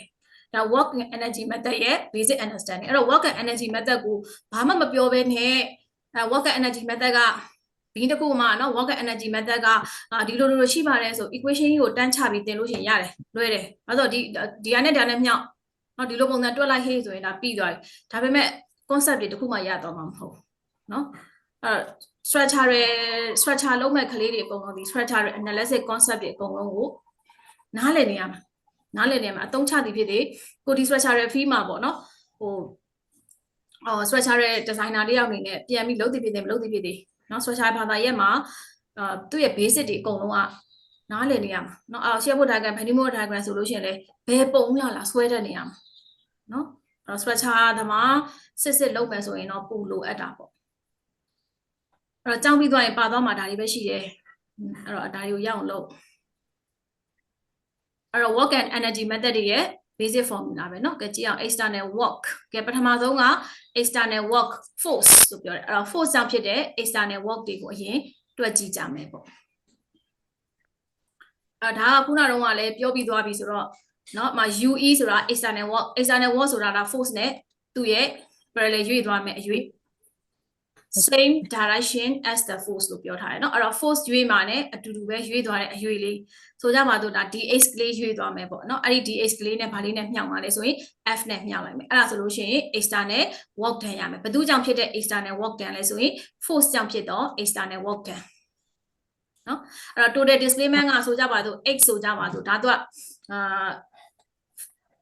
session ဖြတ်လိုက်တာပေါ့နော် session ဖြတ်လိုက်တဲ့ dx ပေါ့ဆိုကြပါတော့เนาะဒါတော့ dx ကလေးမှာရှိနေတဲ့ဟာပေါ့เนาะ dx ကလေးမှာရှိနေအဲ့ဒါဥမာ ln တစ်ခုလုံးစာ x ဆိုကြပါတော့ ln တစ်ခုလုံးစာဆိုဘာပြန်လုပ်လဲဆိုရင် integrate ပြန်လုပ်တယ်ပေါ့ဒါသင်္ချာ equation နဲ့ပြောတယ်ဆိုတော့ဒါကြောင့် u is equal to 0 to h f d အဲ့ဒါဒီ external work ဘာလို့ကြောင့်ဖြစ်တဲ့ external work လဲဆိုရင် force ကြောင့်ဖြစ်တဲ့ external work ဒါ general equation ဒါအရှိမရှင်းပြခဲ့ပြီးသားဒါရเนาะအဲ့တော့ပြီးတော့ကဲဟုတ်ပြီအခုဘာကိုစဉ်းစားမလဲဆိုလို့ရှိရင်ဒီ axial force ဘာရဲ့အစွန်းမှာเนาะ axial force တွေတခုပေးလိုက်မယ်အဲ့တော့အဲ့ဒီ axial force ကြောင့်ဖြစ်လာတဲ့ effect ပေါ့เนาะ effect ကိုကြည့်မယ်တဲ့အဲ့တော့ဘာတခုဆိုတော့ဒီအောက်မှာပုံလေးပေးထားတယ်ပေါ့เนาะဒီမှာဘာ f ကလေးပေါ့เนาะဒီမှာ f နဲ့ဆွဲလိုက်တယ်ဆွဲလိုက်တဲ့အခါဒီဘာလေးဒီရှည်လာမယ်ရှည်လာမယ့်ဟာလေးဒီဒါဒဲပေါ့เนาะရှည်လာမယ့်ဟာဒီဒဲအဲ့တော့ f နဲ့ဒဲနဲ့မြောက်တယ်ဆိုလို့ရှိရင်အဲ့ဒါဒီ external work ပဲ external work เนาะ external work ပဲ UE external work ဟုတ်ပြီအဲ့တော့ဒါလေးကတို့ကတည်ပြီးသားเนาะ UE equal to f delta ဆိုတာသိသွားပြီအဲ့တော့ဒီနေရာမှာ f equal to p တဲ့เนาะ f လိုပဲ33 p လိုပဲ33 n လိုပဲ33အတူတူပဲ f equal to p ဒီနေရာမှာအဲ့တော့ magnitude force ပေါ့เนาะ f equal to p ကဲအဲ့ဒါလေးကိုเนาะအဲ့ဒီဘားလေးကို force ဆွဲတဲ့ဟာလေးကိုတို့ diagram လေးဆွဲကြည့်ကြမယ်ပေါ့ diagram လေးဆွဲကြည့်ကြမယ်ဒီအောက်က diagram လေးရမယ်ပေါ့အဲ့လောက်ကိုဒီမှာတရားတင်လိုက်မယ် gradually ပေးလိုက်မယ် gradually increase ဒီ f ကလေးကိုတဖြည်းဖြည်းချင်းเนาะတင်လိုက်မယ်တင်လိုက်တာဘယ်ထိတင်မလဲဆိုရင် material ကို linear elastic response ရှိရထိပဲတင်မှာเนาะ elastic region ထိပဲလောက်တင်မှာเนาะ elastic region ထိပဲလောက်တင်မယ်ဆိုဒီမှာသူဒီမှာ slope ကလေးဒီlinear ပေါ့เนาะ linearly တိုင်းသွားမယ်ဘာလို့100တင်မယ်100တင်လိုက်မယ်ရွေ့သွားမယ်200တင်လိုက်မယ်ရွေ့သွားမယ်300တင်လိုက်ရွေ့သွားမယ်ဘယ်ထိပဲတင်မှာလဲဆိုရင် proportional limit ပေါ့เนาะ elastic region ထိပဲ elastic region ထိပဲတင်မယ်ဘာလို့ elastic region ထိဒီမှာ plastic region ထိတင်လိုက်လို့ရှိရင်သူ့ deformation ကတခြားပုံမျိုးဖြစ်သွားမှာအဲ့တော့ elastic region ထိပဲ material ကို elastic เนาะ linear elastic material behavior ရှိရထိပဲဆိုကြပါစို့เนาะ elastic region ထိပဲထိမယ်ဆိုရင်သူ့ရဲ့ဒီcurve လေးဒီ linearly တိုင်းဒီပုံစံတိုင်းသွားမယ်ပေါ့เนาะအဲ့ဆိုလို့ရှိရင်တို့ကဒီမှာဒီ area လေးကိုရှာချင်တယ်เนาะဒီခုမှာခဲအစိမ်းရောင်နဲ့ခြေလိုက်တဲ့ area လေးပေါ့เนาะအဲ့ဒီ area ကိုခြေတင်နေဆိုရင်တရိကံဖြစ်တဲ့ကြောင့်မို့ half into base into height เนาะ height ဆိုတော့ p ပေါ့ဒါကိုပြန်ရေးလို့ရှိရင် 1/2 p delta ပေါ့เนาะ 1/2 p delta အဲ့တော့ 1/2 p delta ဆိုတော့ခါကျတော့အဲ့မှာကြည့်လိုက် 1/2 p delta ပေါ့เนาะအဲ့တော့ဒီမှာ f ဒီဘာနဲ့အတူတူပဲလဲဆိုရင် p နဲ့အတူတူပဲเนาะ p နဲ့အတူတူပဲအဲ့ဆိုရင်ဒီမှာလေเนาะ p နဲ့အတူတူပဲဆိုပြီးတော့မှ तू ကဒီမှာနောက်ဆုံးဒီဟာလေးကိုအစားသွင်းလိုက်တာပေါ့နော် u is equal to half p delta ဆိုတော့ဒီ equation ပဲအဲ့တော့ဒါလေးဒီဘာလေးပဲဒါလေးဒီ half equal to p delta ပေါ့အဲ့ဒါဒီလုံးကြောင့်ဖြစ်တဲ့နော်ဒီလုံးကြောင့်ဖြစ်တဲ့ဘယ်လုံးကြောင့်ဖြစ်တာလဲ external လုံးကြောင့်ဖြစ်တာဒီနေရာမှာ p နဲ့ f နဲ့အတူတူပဲပေါ့နော် force ကတော့အများကြီးရှိတာပေါ့နော်ဒါပေမဲ့သူက p ထိပဲတွန်းမယ်ပေါ့အဲ့ဆိုရင်အဲ့ကြောင့်မို့သူကအမှန်တကယ်တော့ p delta မဟုတ်ဘူးကွာပြောချင်တာတော့1/2 half into base into f delta ပေါ့เนาะအဲ့တော့ဒီပါဆိုကြပါတော့ဒီ f က p လို့ဆိုကြပါဆိုပြီးတော့เนาะ p စားသွင်းလိုက်တဲ့ခါကျတော့ 1/2 p delta အဲ့တော့ဒါဒီဘူးကြောင့်ဖြစ်တာလဲ external force ကြောင့်ဖြစ်တာ external force ကြောင့်ဖြစ်တဲ့ external work done အဲ့ဒါဆိုရင် external work done ဒီမှာ force ကြောင့်ဖြစ်တဲ့ external work done ဒီ u equal to half p delta ဆိုဖြစ်တာအဲ့တော့ဒါဒီ basic equation တစ်ခုပေါ့เนาะ basic equation တစ်ခုဘယ်သူကြောင့်ဖြစ်တဲ့ energy လဲဆိုရင် work energy force ကြောင့်ဖြစ်တဲ့ external work sorry energy မပြောဘူးเนาะ external ကြတော့မှားလို့ sorry force ကြောင့်ဖြစ်တဲ့ external work အဲ့တော့ force ကြောင့်ဖြစ်တဲ့ external work ဒီ u equal to 1/2 p delta ဒါလုံးဝကိုမှတ်ထားမယ့် equation เนาะဒါတစ်ခုရသွားပြီအဲ့ဒါပြီးတဲ့ခါကျတော့နောက်တစ်ခုတနည်းအားဖြင့်ပြောမယ်ဆိုလို့ရှိရင်ပေါ့နော် तू ကမှစာလို့ထက်ရှင်းပြတယ်တနည်းအားဖြင့်ပြောမယ်ဆိုလို့ရှိရင်the work done ဆိုတာအဲ့ဒီ external work done ဒီတဲ့ဘာနဲ့ညီလဲဆိုလို့ရှိရင် equal to ဆိုတာညီပါတယ် average force magnitude ဆို p/2 ပေါ့နော်အဲ့တော့ p/2 ကို times ဘာနဲ့မြောက်တာလဲဆိုရင် displacement d နဲ့မြောက်တာနဲ့တူပါတယ်အဲ့ဒါ u is equal to half p delta ပဲပြောတာအဲ့နောက်ပိုင်းနေကျတော့ဒီ theory တွေဆရာမတို့အဲ့လောက်ကြီးအရှည်လျားထွေပြအောင်မပြောတော့ဘဲနဲ့ force ကြောင့်ဖြစ်တဲ့ external work done ကိုပြောကြည့်ပါလို့ပြောရင် force ကြောင့်ဖြစ်တဲ့ external work done ကိုပြောကြည့်ပါဆိုရင် u equal to half p delta ဆိုတာလုံးဝ half p delta ဆိုတာနားလည်နေရမှာနော်အဲ့တော့ဘာဖြစ်လို့အဲ့ဒီ equation ကိုတန်းသိရမှာလဲဒီ equation ဘယ်လိုဖြစ်ပေါ်လာလဲဆိုရင်နောက်ခံ background တွေအကုန်လုံးကရခဲ့ပြီးသားဖြစ်ရမှာပေါ့နော်နောက်ပိုင်းနေကျရင် u equal to half p delta ဆိုတဲ့ဟာကိုပဲတောက်လျှောက်ပြောတော့မှာအဲ့ကြတော့အတန်းထဲမှာ u equal to half p delta တော့မသိဘူးလားဆိုတော့သိတယ်ဒါပေမဲ့အဲ့ဒီ u equal to half p delta ဘယ်ကနေဘယ်လိုဖြစ်လာလဲဆိုကြတော့မသိတော့အဲ့ဒါမေ့လို့မရဘူးနော် number 1 work done equation တစ်ခုရှိပါပြီ external work done due to force အဲ့တော့ force ကြောင့်ဖြစ်တဲ့ external work done ကိုရှာမယ်ဆိုရင်ဘယ်လိုရှာလို့ရလဲ 1/2 p delta half p Mind to be အဲ့တော့သူ့ရဲ့ limit ကဘာလဲဆိုလို့ရှိရင်เนาะသူ့ရဲ့ restriction limit ကအဲ့ဒီ material ဒီဘာဖြစ်နေရမလဲ linear elastic response ဖြစ်နေရမယ်เนาะ linear elastic response ဖြစ်ရ linear elastic response မဖြစ်ဘူးဆိုရင်ဒီ equation ကိုသုံးလို့မရဘူးเนาะဘာလို့လဲ linear elastic response မဖြစ်ဘူးဆိုလို့ရှိရင် slope ကเนาะ slope ဒီ elastic slope လေးဒီ constant line သွားမှာမဟုတ်ဘူးလေเนาะဒီဘက်ဆိုလို့ရင်ဒါ plastic region တွေဖြစ်သွားတယ် plastic region ဆိုလို့ရှိရင်ဒီ formula မှန်သေးလား ဒီ formula မှန်မှန်တော့เนาะအဲ့တော့သူ့ရဲ့ limit ဒီပါလဲဒီ material ဒီ elastic limit အတွင်းမှာရှိရမယ်elastic limit အတွင်းမှာလည်းရှိတယ်သူ့ရဲ့ energy work done ပေါ့เนาะenergy မဟုတ် work done ပေါ့ external work done လို့ကျင်တယ်ဆိုရင် half p delta နဲ့တွက်ပေါ့အဲ့တော့ဒါဒီပထမတစ်ပိုင်းပြီးသွားပြီပေါ့เนาะအဲ့ဒါပြီးသွားတဲ့ခါကျတော့နောက်တစ်ခုကကြတော့နောက်တစ်ခုကောင်းတယ်ရောက်ပြီလားမရောက်သေးဘူးဒါက external force ကြောင့်ဖြစ်တဲ့ဟာနောက်တစ်ခုကလည်းလွဲပါတယ်เนาะဆိုကြပါစို့ဒါကအခုလောတဲ့ဒီပေါ်မှာဒီဘားလေးပေါ်မှာတက်ရောက်နေတဲ့ force က p တစ်ခုပဲရှိနေသေးတာเนาะ p လေးတစ်ခုပဲရှိနေသေးတာတကယ်လို့အဲ့ဘားပေါ်မှာနောက်ထပ် another force f prime တစ်ခုတက်ရောက်ပုံထဲမှာလို့ပေါ့เนาะဒီဘက်ကညာဘက်ကပုံထဲမှာလို့ကြည့်လိုက်ငကိုကတော့ p ရှိတယ် p ကြောင့်မလို့ဒယ်ရွေ့တယ်ဘားလေးဒီဒယ်ရွေ့မယ်အဲ့မှာနောက်ထပ် f prime တစ်ခုထပ်ပြီးတော့တင်လိုက်မယ်เนาะ f prime တခုထပ်တယ်လားအဲ့တော့ force ကိုထပ်တိုးလိုက်တဲ့သဘောပေါ့ force ကိုထပ်တိုးလိုက်လို့ရှိရင်လေသူကထပ်ပြီးတော့ငကိုထပ်တော့ပိုးရှည်လာမှာပဲเนาะပိုးရှည်လာမဲ့ဟာလေးက del prime ပေါ့အဲ့တော့ဒီမှာ further bar လေနောက်ထပ် bar လေးဒီ deflect further နောက်တော့ထပ်ပြီးတော့ deflect ဖြစ်သွားမယ်ဘယ်လောက်လဲ del prime လေးထပ်ရွေ့သွားမယ် Del prime เนาะ del prime ထပ်ရွေ့သွားအဲ့ဒါဆိုရင်ဒီ bar မှာဖြစ်ပေါ်တဲ့ external work done ဆိုနှစ်ခုရှိမှာပေါ့เนาะနှစ်ခုရှိမှာပေါ့ပထမ UE p ကြောင်းဖြစ်တဲ့ဟာဟုတ်တယ်เนาะ p ကြောင်းဖြစ်တဲ့ဟာခုနကတော့အရှိမရှာခဲ့တဲ့ half p delta ဆိုတာရှိမှာပေါ့အဲ့ဒီမှာတစ်ခါထပ်ပြီးတော့မှเนาะထပ်ပြီးတော့မှလှုပ်ထပ်တင်လိုက်တယ်ဆိုလို့ရှိရင်အဲ့တင်လိုက်တဲ့လှုပ်ကြောင့်မို့လဲဘာတွေရှိနိုင်သေးအောင် work done တွေထပ်တိုးလာနိုင်သေးတာဒါဆိုလို့ရှိရင်အဲ့ဒီထပ်တိုးလာတဲ့လှုပ်ကြောင့်ဖြစ်လာတဲ့ work done ဒီ u equal to p del prime ပေါ့เนาะ p del prime ရှိမှာပေါ့အဲ့တော့ဒီမှာလည်းအတူတူပဲเนาะ p del prime ဆိုတာအလွယ်တကူရေးပြလိုက်တာပဲเนาะအလွယ်တကူရေးပြလိုက်တာပဲexternal work မှာ p ကြောင့်ဖြစ်တဲ့ external work တစ်ခုရှိမယ်နောက်တစ်ခါ f prime ထပ်တိုးလိုက်ပြီဆိုလဲ f prime ထပ်တိုးရကြမို့ del prime ရွေးသွားမယ်အဲ့ဒီအတွက်လည်း external work တစ်ခုရှိမယ်ပေါ့နော်အဲ့တော့ဒီမှာတဲ့ the work represent the shaded rectangular area ဆိုဟိုဘက်တစ်ချမ်းမှာပြောခဲ့တယ်เนาะဒီ shaded rectangular area မှာเนาะ area ဒီfigure 1.9 မှာပေါ့เนาะwork represent the shaded rectangular area နဲ့ပြောထားခဲ့တာရှိရပေါ့เนาะ in this case the p does not change its magnitude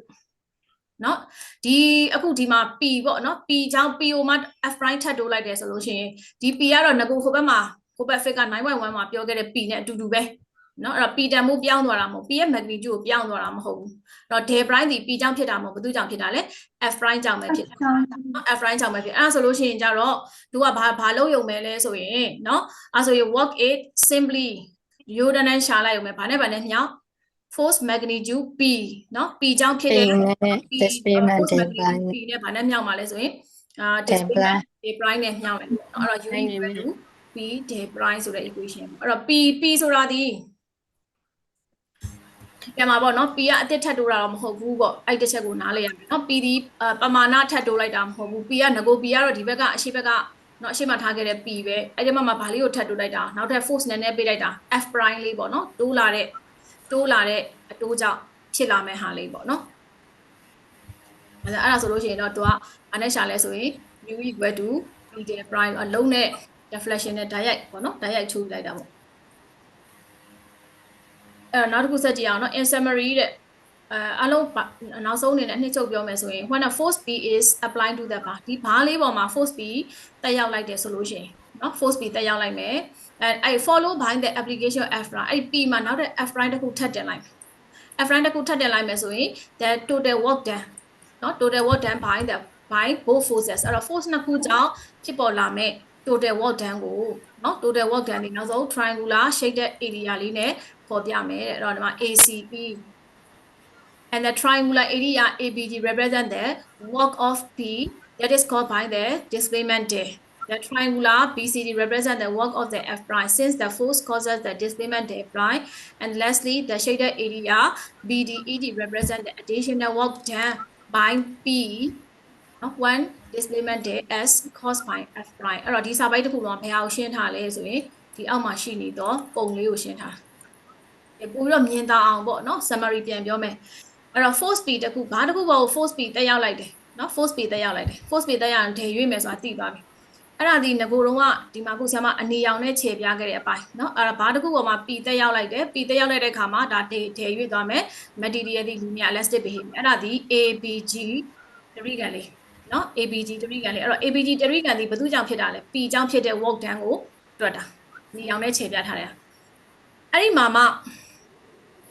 နော်အဲ့မှာတော့ P ကြောင့်မို့လို့ displacement ကထည့်ရွေးပြီဒါတစ်ပိုင်းပြီးသွားပြီနောက်တစ်ဆင့်ကကြတော့နော်နောက်တစ်ဆင့်ကကြတော့အဲ့ဒီ F မှာ follow up နော် follow up လိုက်တာပေါ့နော် follow up လိုက်တာတော့ follow up force လိုက်တာနောက်ထပ် force တစ်ခုထပ်ပြီးတော့မှ follow up နော် F prime လေးထပ်တင်လိုက်တာအဲ့တော့ P ကနေပြီးတော့မှငကိုရှိနေတဲ့ P ကနေမှ F prime ထပ်တင်လိုက်တာနော်ထပ်တင်လိုက်တော့ဒီမှာဒီ DT ဆိုရင်ဒါ F prime plus P ပေါ့နော်ဒါနားလဲလို့လွယ်ပါတယ်ဒီကနေဒီ P ရှိမယ် F ထပ်ထုတ်လိုက်မယ်ဆိုဒီနေရာလေး F prime မဟုတ်ဘူးနော် F prime လေးကဒီကနေအပေါ် CD region လေးရပဲ F prime 0ကနေစပြီးတော့မှ A point ကနေစပြီးတွက်မယ်ဆိုရင်တော့ဒီရောက်နေတဲ့ဟာဒီ F prime plus P ဖြစ်မှာအဲ့တော့နောက်ထပ်ဒီ follow F prime လေးထပ်ပြီးတော့တက်ရောက်လိုက်ပြီပေါ့နော်အဲ့ဒါဆိုလို့ရှိရင်ဒါကလည်း elastic region ထဲမှာပဲ ချက်ပြမှာ နော် elastic region ထဲမှာပဲရှိအောင်မှာဖြစ်တဲ့အတွက်ကြောင့်နော်သူဒီမှာ straight line နဲ့ပဲထပ်သွားမယ်နော် elastic region ထဲမှာပဲရှိအောင်မှာဖြစ်တဲ့ကြောင့်မို့ဒါ straight line လေးနဲ့ထပ်သွားလိုက်မယ်ထပ်သွားလိုက်တဲ့အခါကျလို့ရှိရင်ဘာလေးဖြစ်ပေါ်လာလဲဆိုတော့ကြည့်အောင်เนาะ triangular area BCD ဆိုတဲ့ triangular လေးဖြစ်လာတယ်ဟောဒီ BCD ဆိုတဲ့ triangular လေးအဲ့ဒီ BCD ဆိုတဲ့ triangular လေးဘာကို represent ပြောနိုင်လဲဆိုရင် the work of F prime เนาะဒါလေးဒီ F prime ကြောင့်ဖြစ်တဲ့ work done เนาะ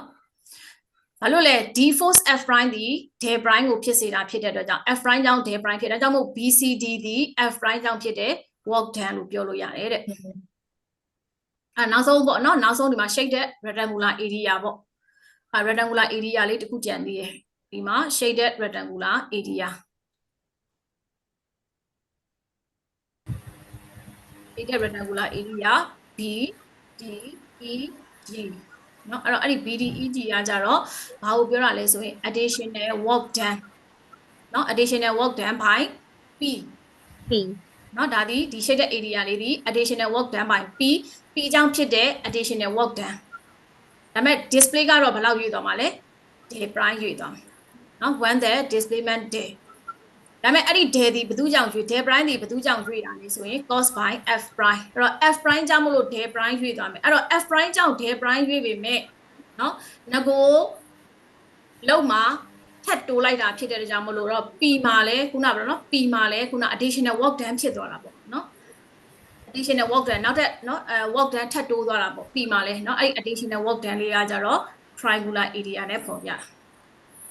ဒါဆိုရင်တော့နားလည်မတင်နဲ့เนาะအနီရောင်လေးဒီဒါ P ကြောင့်ဖြစ်တဲ့ external work done ပြီးလို့ရှိရင်ဒီဘက်ကအစိမ်းရောင်တရိကန်လေးကကြတော့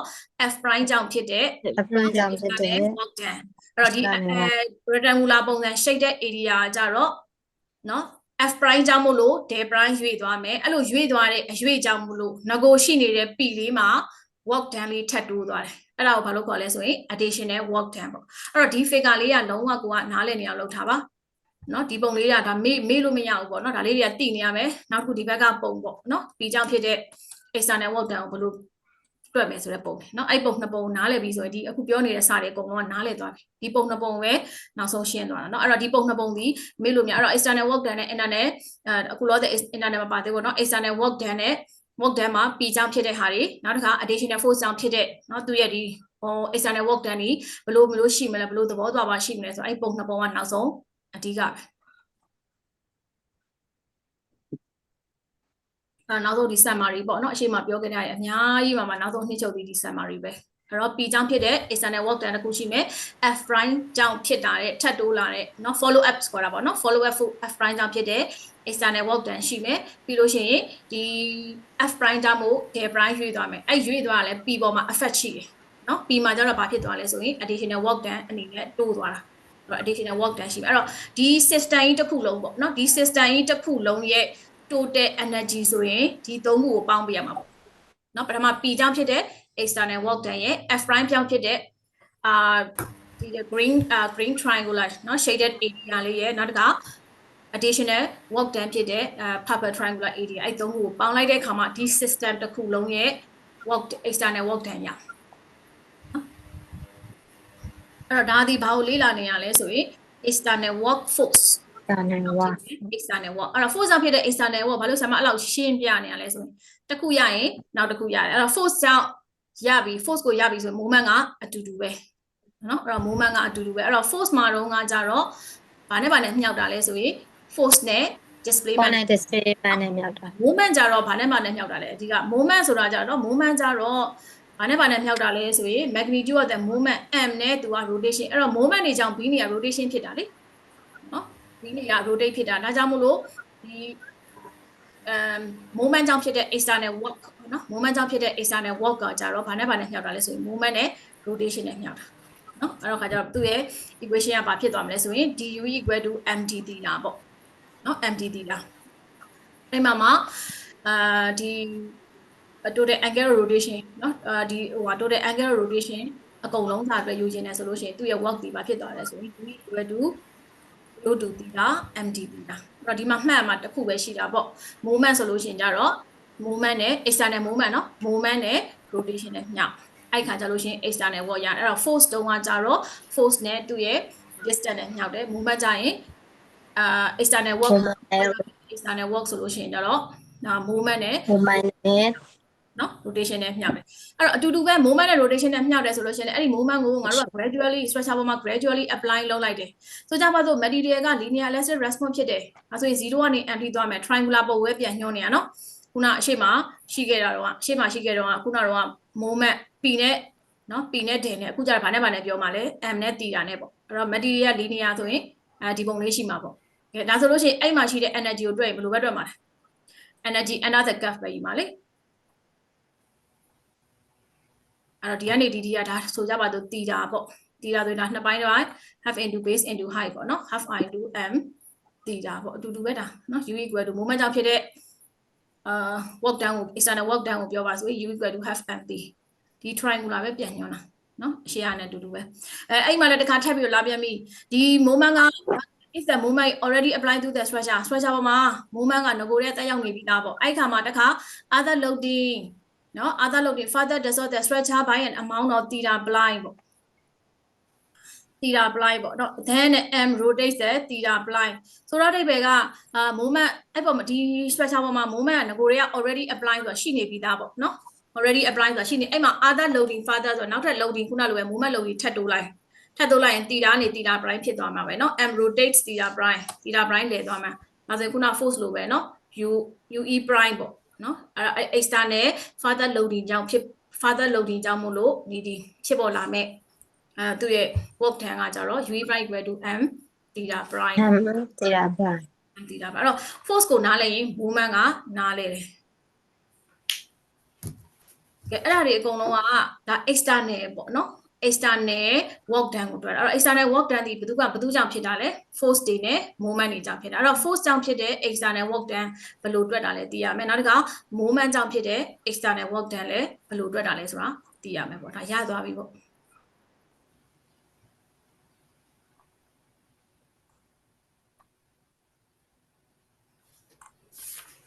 နောက်ဒီထိတော့သွားလိုက်အောင်မယ်page number 350စာမျက်နှာ352မှာနော်ဒီမှာじゃဘာတွက်ပြီလဲဆိုရင် strain energy တွက်ပြီအဲ့တော့ strain energy ဆိုတာ internal work done ကိုတွက်တာနော် internal work done ကိုတွက်တော့မှာဒီတစ်ပိုင်းမှာကြတော့ခုန external work တွေကြောင့်နော် force ကြောင့်ဖြစ်တဲ့ external work တွေ moment ကြောင့်ဖြစ်တဲ့ external work တွေတို့ကတည်သွားပြီပေါ့နော်တည်သွားပြီဆိုတော့ဒီမှာaxial force တွေကြောင့်မို့လို့ဖြစ်တဲ့ strain energy တနည်းအားဖြင့်ပြောမယ်ဆိုရင် internal work done ကိုတွက်တော့ internal work done ကဲအဲ့တော့ဒီကနေ equation 9.9 ကိုဖတ်ကြည့်လိုက်တစ်ခါ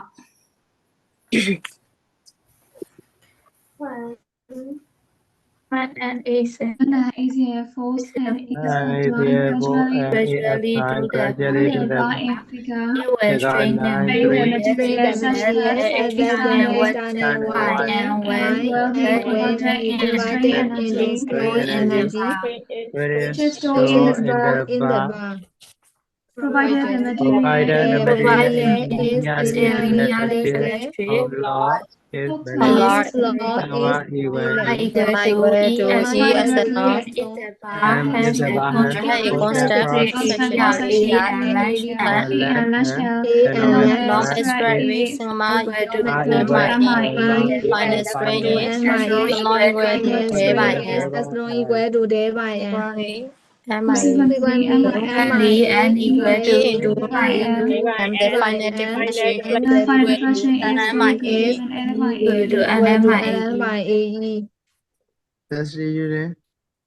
to substitution into equation 9.3 with me equal to n and strain energy is therefore equal to n squared plus 2a m by 2a. Okay เนาะအဲ့တော့ strain energy ရတော့ तू ကတော့ ACF4 ကြောင့်ဖြစ်တဲ့ strain energy အဲ့တော့ internal force တွေပေါ့เนาะ internal strain energy ပေါ့เนาะအဲ့တော့ဒီမှာ internal တလုံးထည့်ပြတယ်မြင်ရပြောเนาะအဲ့တော့ internal strain energy ကဘယ်သူကြောင့်ဖြစ်တာလဲဆိုတော့ခါကျတော့ member တစ်ခုပေါ်မှာเนาะ beam ပေါ့เนาะ member ဆိုတာ beam ပေါ့အဲ့တော့ beam ပေါ်မှာခုန load တွေတင်လိုက်ပြီး load တွေတင်လိုက်ပြီးဆိုရင်ဒီ beam မှာရှိနေတဲ့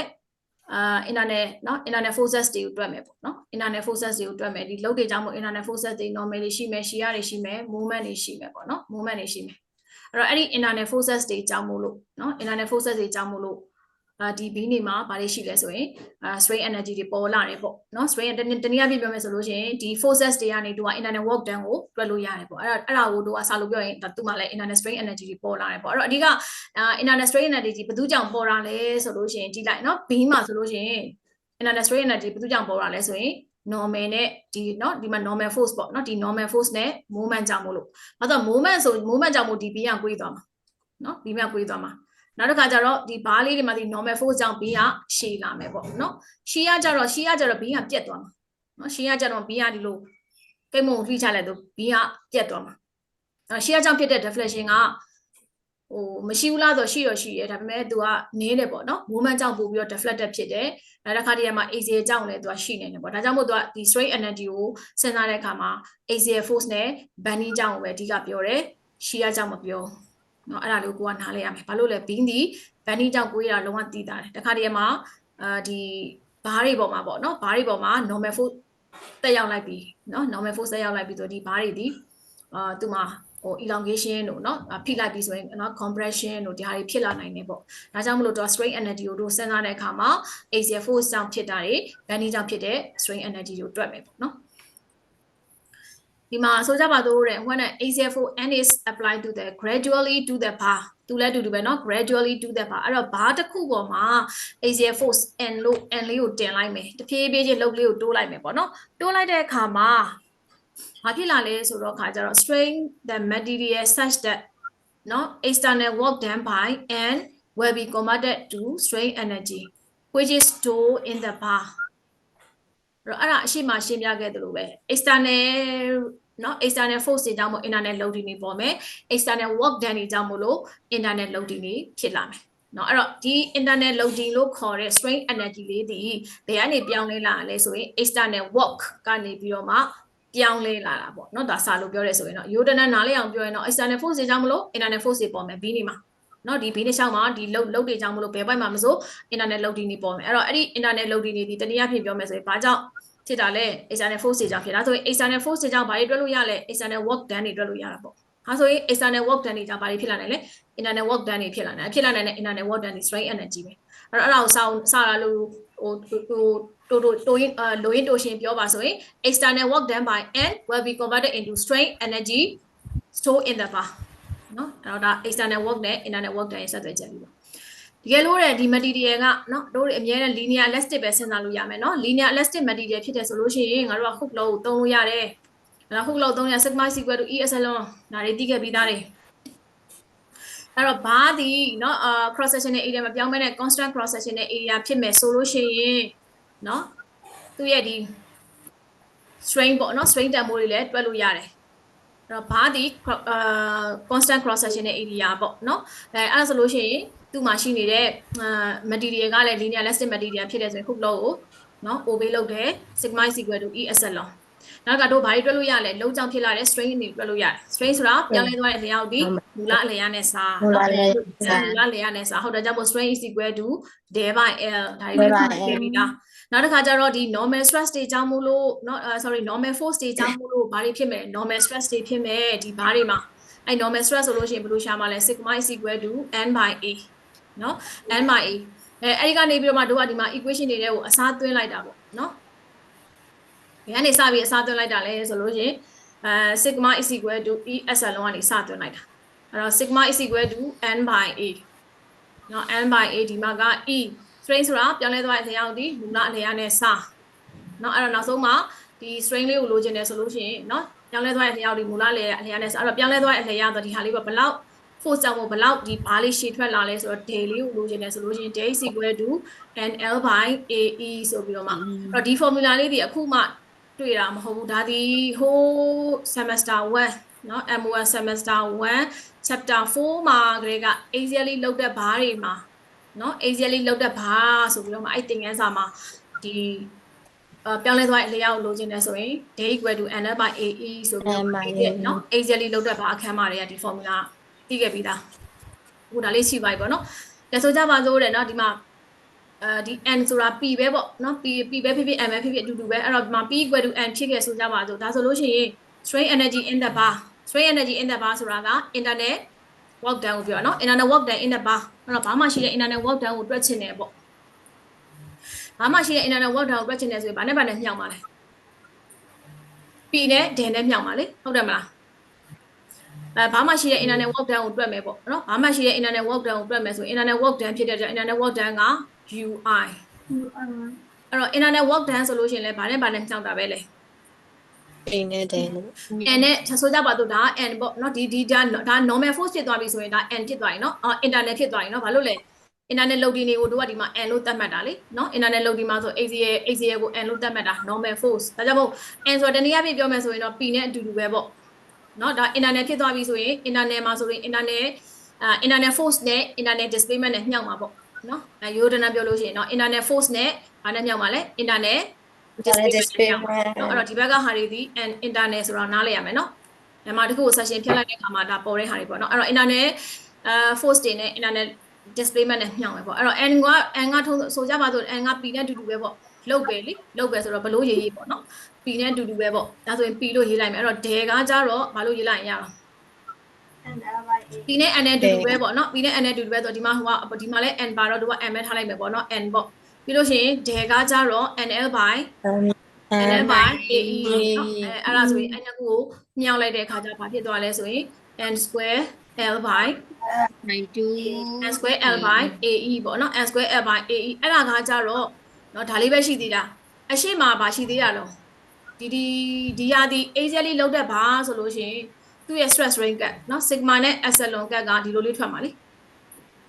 ဟုတ်တယ်เนาะ sigma နဲ့ epsilon က linearly elastic ဆိုလို့ရှိရင်ပုံကဒီပုံပဲအဲ့ဒါဆိုရင်အဲ့ဒီမှာရှိနေတဲ့ internal work done ကိုတွက်တယ်ဆိုလို့ရှိရင်ဘာနဲ့မြောက်တာလဲဆိုကြပါစို့ဒါက normal ပေါ့เนาะnormal ပေါ့ဒါက normal နဲ့ဒါ del ပေါ့အဲ့ဒါဆိုလို့ရှိရင် half into and del ပေါ့เนาะ and del ရှေ့ရတာ 1/2 လေးကျန်သွားလို့เนาะ 1/2 လေးကျန်တော့ဒီဟာပဲဒီ curve ပဲเนาะ internal မှာလည်းဒီ curve ပဲ external မှာလည်းဒီ curve ပဲသူ့ရဲ့ concept ကအဲ့တော့ 1/2 and del ပေါ့အဲ့တော့ 1/2 and del နေရာမှာဒီပုံမှာတွက်ထားခဲ့တော့ nl by ae ကိုထည့်လိုက်เนาะဒါဆိုရင်သူကနောက်ဆုံး ui is equal to n square l by 2ae ဖြစ်သွား external work done ကိုနားလဲရဆိုရင် internal work done လည်းရတယ်ပေါ့နော်အဲဒီမှာ equation တစ်ချောင်းရသွားပြီဒါဒီnormal force တနည်းအားဖြင့်ပြောမယ်ဆိုရင် axial force ကြောင့်ဖြစ်သော strain energy အဲ့တော့ဘာတွေရဲ့ strain energy ဒီ strain energy ကိုတွက်ချင်တယ်ဆိုရင် axial force ကြောင့်ဖြစ်တဲ့ဟာတွေရှိမယ်နောက်တစ်ခါ bending ကြောင့်ဖြစ်တာတွေရှိမယ်နော်အဲ့တော့ beam နောက်တစ်ခုကကြာဒီမှာ beam ပေါ့ဆိုကြပါတော့ beam မှာလည်းနော်gradually apply loading P and omega these load create the internal movement m in the bar အဲ့ဒါဘာကိုပြောတာလဲ at a section တွေ့လား located at a distance 8 from the left support being တစ်ခုပေါ်မှာနော်လုတ်တွေတင်လိုက်ပြီးဆိုကြပါတော့ဒါက omega ပေါ့နောက်တစ်ခါထပ်ပြီးတော့မှနော်လုတ်ပီတွေတင်လိုက်ပြီးအဲ့တော့အဲ့ဒီ external လုတ်တွေကြောင်းမှုလို့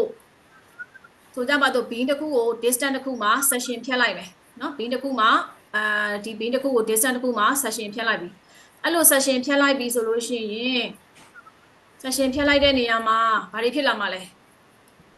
section ဖြတ်လိုက်တဲ့နေရာမှာ internet movement တွေပေါ်မယ်သူက internet movement ကိုအဓိကထားပြောခြင်းလို့ internet movement ပဲပြောတကယ်တမ်းဘာတွေပြောမှာလဲ normal ပေါ်မယ် share ပါမယ်နော် band တွေပေါ်မယ်အဲ့တော့ internet movement တွေပေါ်လာပြီဒီမှာတော့ internet movement တွေဖြစ်လာပြီ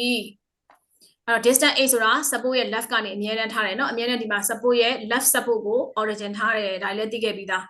အဲ့ဒါဆိုလို့ရှိရင်အဲ့တော့ဒီလိုနေထားမှာပေါ့เนาะဒီလိုနေထားမှာတို့ဒီဘာကိုတွက်မလဲ strain energy ကိုတွက်မယ် internet loading ကြောင့်ဖြစ်ပေါ်တဲ့ strain energy ဒီအဖြစ်ပြောမယ်ဆိုရင် strain energy ဆိုတာ was stored in the element ဒီ element တစ်ခုမှာ store လုပ်ထားတဲ့ work done internet work done ကိုပြောတာအဲ့တော့ moment ဆိုလို့ရှိရင် moment မနော် moment ကိုတွက်မယ်ပေါ့အဲ့တော့ moment ကိုတွက်တဲ့အခါမှာတို့ကဒီမှာဆိုကြပါစို့ဒီ element လေးတစ်ခုယူလိုက်မယ်ပေါ့နော်ဒီ element လေးတစ်ခုယူလိုက်မယ်ဒီ x ဆိုတဲ့ element လေးကိုယူပြီးတော့မှဆင်းလာမယ်အဲ့တော့ဒီ x ဆိုတဲ့ element မှာဖြစ်ပေါ်လာမယ်နော်ဖြစ်ပေါ်လာမယ်သူ့ရဲ့ဒီ differential နော် differential element dx လေးယူလိုက်မယ်ယူလိုက်ပြီးတော့အဲ့ differential element လေးရဲ့ rotation ကိုတို့ကတွက်ထုတ်မယ်ပေါ့နော်အဲ့တော့ rotation ကိုတွက်ထုတ်တဲ့အခါမှာ elastic beam theory မှာတော့တခါတည်းတွက်ခဲ့ပြီးသားเนาะဒီသီတာပိုင်း dx is equal to mrei เนาะဒီသီတာပိုင်း dx is equal to mrei ဒီကတော့ဒီသီတာပိုင်း dx is equal to mrei ကိုနားမလည်တဲ့ကလေးတွေကအခန်းရှင်းမှာတော့ elastic beam theory เนาะကျောင်းမှာအတန်းထဲမှာအများကြီးပြောခဲ့တာရှိတယ်အဲ့ဒါကိုပြန်သွားဖတ်ဒီမှာတော့ထပ်မပြောတော့ထပ်ပြောရင်အများကြီးထပ်ပြောရတော့เนาะအဲ့တော့ဒီသီတာပိုင်း dx is equal to mrei ဆိုတာငါတို့ကတိခဲ့ပြီးသားအဲ့ဒါဒီဘာလို့ရှားလဲ rotation ပေါ့เนาะ rotation အဲ့ rotation ကဘယ်လိုဖြစ်တာလဲတစ်ချက်ပြောမယ်အခုဒီမှာ dx ဆိုတဲ့ဟာလေးเนาะနည်းနည်းလေးမြင်တာကိုကြီးလေးဆွဲပြမယ်ဒီ dx ကလေးကိုတို့ကအပြင်ထုတ်လိုက်မယ်ကြည့်လိုက်အဲ့တော့ဒီမှာအနီရောင်လေးနဲ့ဆွဲပြမယ်เนาะဒီမှာ section ဖြတ်လိုက်တယ်ပေါ့เนาะ section ဖြတ်ပြီးတော့မှဆွဲလိုက်မယ် section ဖြတ်ပြီးတော့မှဆွဲလိုက်ရင်ဒါ dx ကဒီလိုလေးဒါ undeformed shape ပေါ့เนาะ deform မဖြစ်ခင်အခြေအနေမှာ dx ကဒီတိုင်းရှိတယ်အဲ့မှာလုတ်တင်လိုက်ပြီเนาะလုတ်တင်လိုက်ပြီဆိုရင်ဒီဘာကဖြစ်သွားပြီတော့꿰သွားပြီเนาะဒီမိမိက꿰သွားပြီအဲ့လုတ်တင်လိုက်ပြီဆို꿰သွားပြီဆိုရင်အခုဒီမှာရှိနေတဲ့ဆရာမဆွဲထားတဲ့ဒီ x ကလေးကလည်းဘာဖြစ်သွားပြီလဲ꿰သွားပြီเนาะဟုတ်လားเนาะငကိုအနေထားဆိုကြပါစို့ငကိုအနေမှာဒီအတိုင်းလေးဖန်တီးလိုက်မယ်ဒါကငကိုရှိနေတဲ့အနေထားလေးကနေเนาะ꿰သွားပြီ तू ကတွေ့လားဘင်းက꿰သွားပြီဘင်းက꿰သွားရင်ဘင်းကလို့꿰သွားမှာเนาะလုတ်တဲ့ရောက်တဲ့တောင်လို့꿰သွားပြီအဲ့တော့꿰သွားတဲ့ line တစ်လျှောက်မှာလည်းမင်းတို့မြင်းဆွဲကြည့်လိုက်ဒီအကွေးလေးတိုင်းဒီမှာဆွဲလိုက်ပြီလားအဲ့တော့ငကို perpendicular အတိုင်းဖြစ်နေတဲ့เนาะဘင်းလေးကြည့်လိုက်ငကို perpendicular အတိုင်းဖြစ်နေတဲ့ဘင်းလေးဒီငကို perpendicular အတိုင်းဖြစ်တော့ဘူးတွေ့လားဘာဖြစ်သွားလဲ꿰တော့ဒါမှเนาะဒီနေရာမှာတော့เนาะ down လေးတစ်ခုဖြစ်သွားပြီအဲ့ဒါဒီဘာလဲ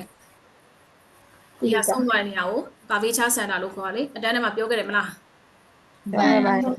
เนาะ curvature center လေးဘယ်လိုပေါ်လာလဲဆိုတာအဲ့တော့ကတော့ arc length လေးဆိုရင် तू ကเนาะ arc length ဆိုတာ sawine တစ်ခုရဲ့ arc length ဆိုတော့ तू မှာ radius ရှိမယ်ပေါ့เนาะအဲ့တော့အဲ့ radius ကဘယ်လိုကြောင့်ဖြစ်တာလဲဆိုတော့ဒီလိုကြောင့်ဖြစ်တာငကိုတို့ကဒီ dotted line အနီလေးနဲ့ရှိတာအဲ့ဒါဒီ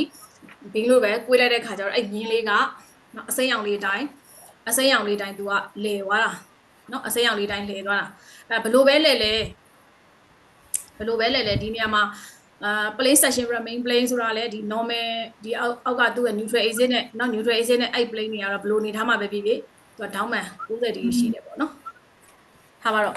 curvature ဒီလိုဖြစ်သွားတာအဲ့တော့အဲ့အချိန်မှာရှိနေမဲ့ rotation angle ကိုရှာခဲ့တာเนาะဒီသီတာမှာ dx equal to mrei ဆိုတာအဲ့ဒါဆိုလို့ရှိရင်အခု moment ကဘာနဲ့မြောက်တာလဲ internal ဆိုလို့ရှိရင် internal ပဲဖြစ်ဖြစ် external ပဲဖြစ်ဖြစ်ပေါ့เนาะသူ့ရဲ့ work done ကိုလိုချင်တယ်ဆိုဘာနဲ့မြောက်တာလဲဆိုရင် moment နဲ့တီတာနဲ့မြောက်တာမလား rotation နဲ့ moment နဲ့ rotation နဲ့မြောက်တာပေါ့เนาะ m တီတာပေါ့ဆိုကြပါတော့အဲ့ဆိုရင်ဒီ m နေရာမှာဘာအစားသွင်းလို့ရလဲ m နေရာမှာ p mrei အဲ့တော့ဒီမှာလည်းတူတူပဲလေ moment က linearly elastic တိုင်းသွားမှာပဲမလားเนาะ moment diagram ကလည်း linearly elastic တိုင်းသွားမှာပဲလေအဲ့တော့ linearly elastic တိုင်းသွားမှာပဲဆိုရင်နှစ်ပိုင်းခြေမြောက်အမြင့်ဆိုရင်ဘာပဲဖြစ်သွားမှာလဲ half m theta ပေါ့half m theta သူက integrate လုပ်လိုက်ပြီပေါ့ကွာဒီ area တစ်ခုလုံးအတွက် area integrate လုပ်လိုက်ပြီဆိုရင် half m theta ပေါ့ အဲ့တော့ d theta အဲ့မှာအစားသွင်းမှာပေါ့နော် have and d theta ဆိုကြပါတော့နော် have and d theta ပေါ့နော်ဒီ rotational angle လေးအတွက်ဆိုရင် d theta အဲ့တော့အရှိမဘယ်လောက်ရှိရလဲ 1.2 m ရှိတာ d theta ဘယ်လောက်ရှိရလဲ d theta က MIEI dx နော် d theta ကိုလိုချင်တဲ့ဆိုဒီမှာ d ကနေပြီးမှတွက်လိုက်တာ d theta by d is equal to MIEI ဒါဆိုရင် d theta နေရာမှာဗာလေးအစားသွင်းလို့ရလဲ m by MIEI dx နော် MIEI dx ဒါကြောင့်မို့လို့နောက်ဆုံးမှာ internal work done ဒီ moment ကြောင့်ဖြစ်တဲ့ internal work done ဒီဘယ်လိုဖြစ်သွားလဲဆိုရင် half m square dx by 2ei ဒီတိုင်းမှတ်လဲရပါတော့ m square dx by 2ei နဲ့မှတ်လဲရတယ်တူပဲเนาะအဲ့တော့ဒါလမ်းတစ်လျှောက်မှာဆိုရင်သူကအလျားဆိုကြပါတော့ဒါကသူက dx ကလေးမှာပဲစဉ်းစားနေရလေเนาะ dx အကွာဝေးလေးမှာပဲသူကစဉ်းစားနေရတကယ်လို့ beam length ဒီလိုတစ်လျှောက်မှာတစ်လျှောက်လုံးမှာเนาะတစ်လျှောက်လုံးစာကိုလိုချင်နေဆိုရင် integrate ပြန်လုပ်ပေါ့เนาะဒါကြောင့်မို့လို့သူရဲ့ strain energy เนาะ beam ရဲ့ strain energy bending ကြောင့်ဖြစ်တဲ့ strain energy ကို integrate ပြန်လုပ်လိုက်ရင်over the beam entire length တစ်လျှောက်လုံးမှာရှိနေတဲ့ strain energy ရတဲ့အတူတူပဲ that's why เนาะ final သူရဲ့ဒီ equation ကဘာဖြစ်သွားလဲဆိုရင် ui is equal to 0 to l m square dx by ei ဆိုဖြစ်သွား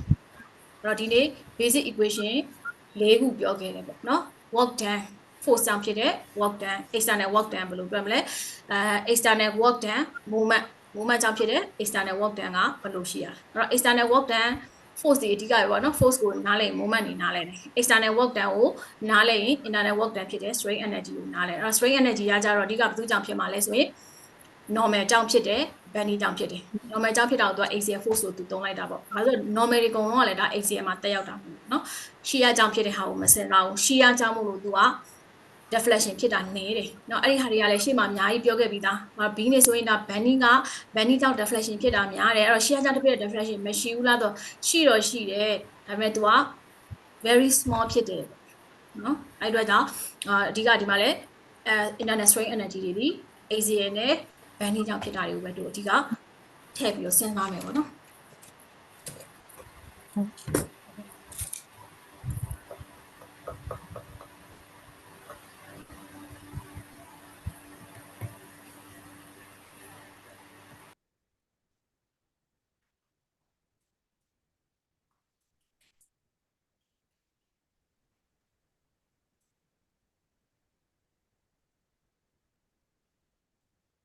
အဲ့တော့9.2 လေးဆက်သွားမယ်နော်9.2ပြီးရင်တော့အတန်းဆင်းပေးမယ်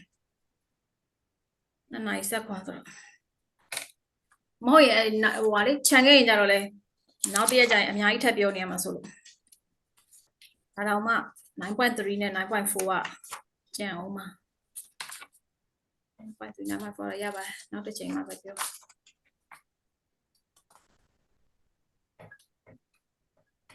အဲ့လေစိတ်ထဲကနေဟိုခဏလောက်ဖတ်နော် principle of work and energy အခုမှเนาะဒီ work and energy principle ကိုကူနာအရှေ့ပိုင်းမှာဒါအခြေခံတွေကုန်ပြောခဲ့ပြီเนาะအခြေခံတွေကုန်ပြောခဲ့ပြီအဲ့တော့ဒီ work force ကြောင့်ဖြစ်တဲ့ external work done ဘယ်လိုတွက်တာလဲ formula ပေါ့သူ့ရဲ့ formula ဘယ်လိုလဲbending ကြောင့်ဖြစ်တဲ့အဓိကဟိုပါပေါ့ external ဆိုတော့ movement ပေါ့နော် external movement ကြောင့်ဖြစ်တဲ့ external work done ရဲ့ formula ဘယ်လိုလဲเนาะ formula ဘယ်လို formulated လုပ်လဲstrain energy ဆိုလို့ရှိရင်လည်းဒီ axial force ကြောင့်ဖြစ်တဲ့ strain energy တွေနောက် internal เนาะ movement ကြောင့်ဖြစ်တဲ့ strain energy တွေဘယ်လို formulated လုပ်လဲဒါတွေရှေ့ပိုင်းမှာလေ့လာခဲ့ပြီးပြီပေါ့เนาะလေ့လာခဲ့ပြီးပြီအခုကျတော့အဲ့ဒီသိခဲ့တဲ့နည်းတွေပေါ့เนาะ principle of work and energy အဲ့ဒီ principle တွေကိုသုံးပြီးတော့မှ structure တစ်ခုရဲ့ point တစ်ခုမှာရှိနေတဲ့ displacement တွေကိုရှာမှာเนาะအဲ့ဒါဒီရှေ့ပိုင်းကဒါလေးကိုပြောထား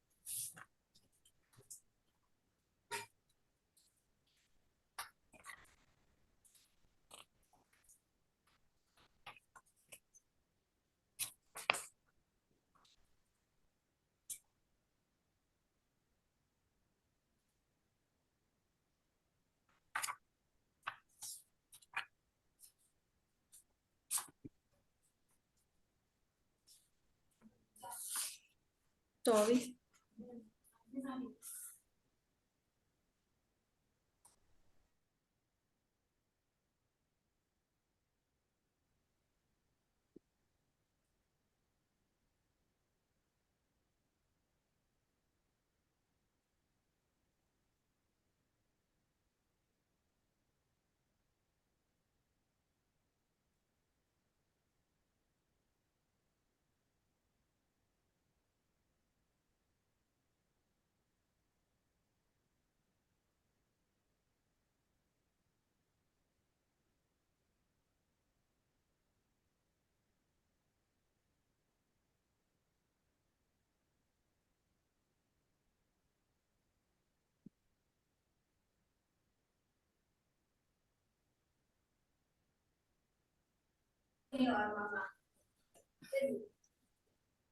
အဲ့ဒါနည်းနည်းလေးထက်ဆက်လိုက်မယ်နော်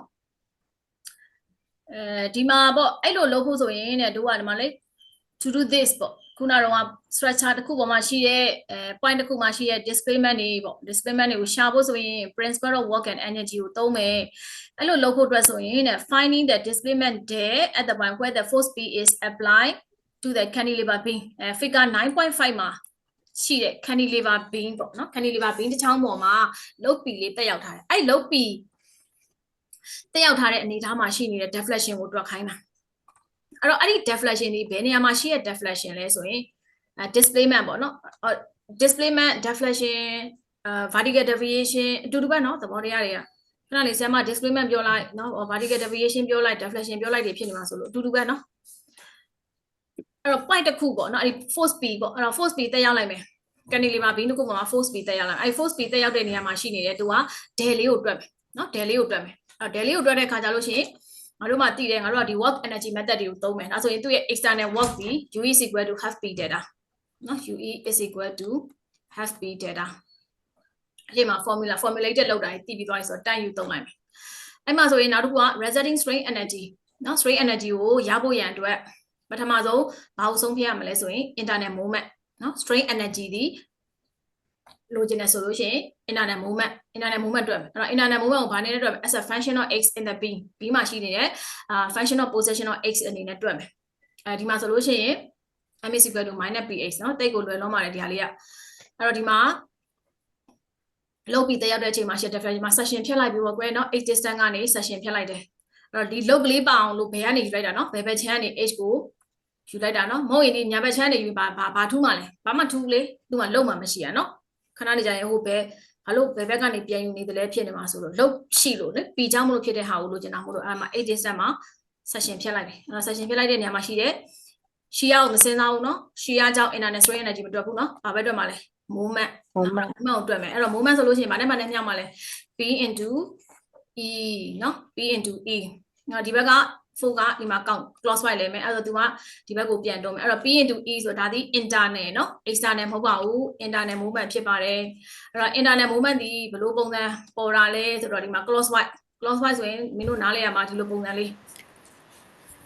ဟလာinternal movement လေးပေါ်လာတယ်ပေါ့နော်အဲ့တော့အဲ့မှာတို့ကပုံမှန်ဆိုလို့ရှိရင်တော့တွက်ကြည့်ရမှာပေါ့သူကတော့ဒီတိုင်းဆွဲပြထားတယ်ပေါ့နော်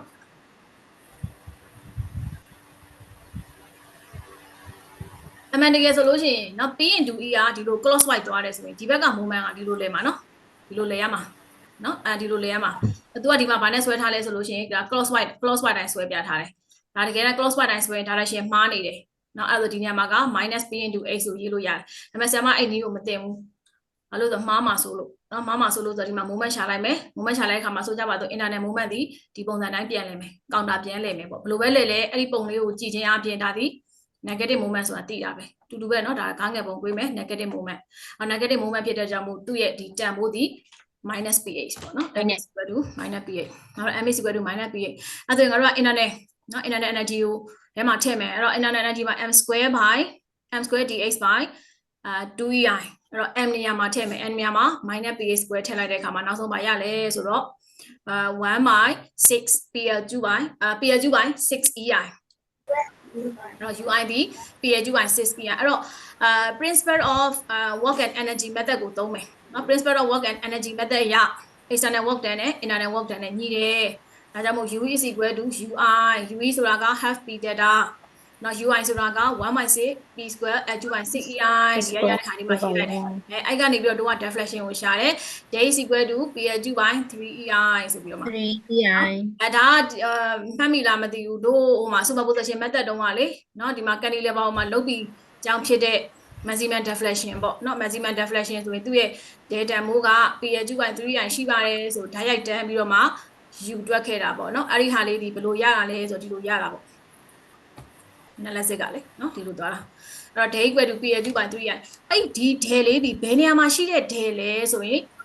လုတ်ပီရှိတဲ့နေရာမှာရှိတဲ့ day เนาะလုတ်ပီရှိတဲ့နေရာမှာရှိနေတဲ့เนาะလုတ်ပီရှိတဲ့နေရာမှာရှိနေတဲ့ deflection ကိုတွက်တာအဲ့တော့ဒီမှာဆိုလို့ရှိရင်ကျတော့ဓာတ်ရိုက်တွက်လို့ရတယ်ပေါ့เนาะ the solution here is quite direct ဒီမှာဆိုရင် solution ကိုရအောင်တန်းတွက်လို့ရတယ်เนาะ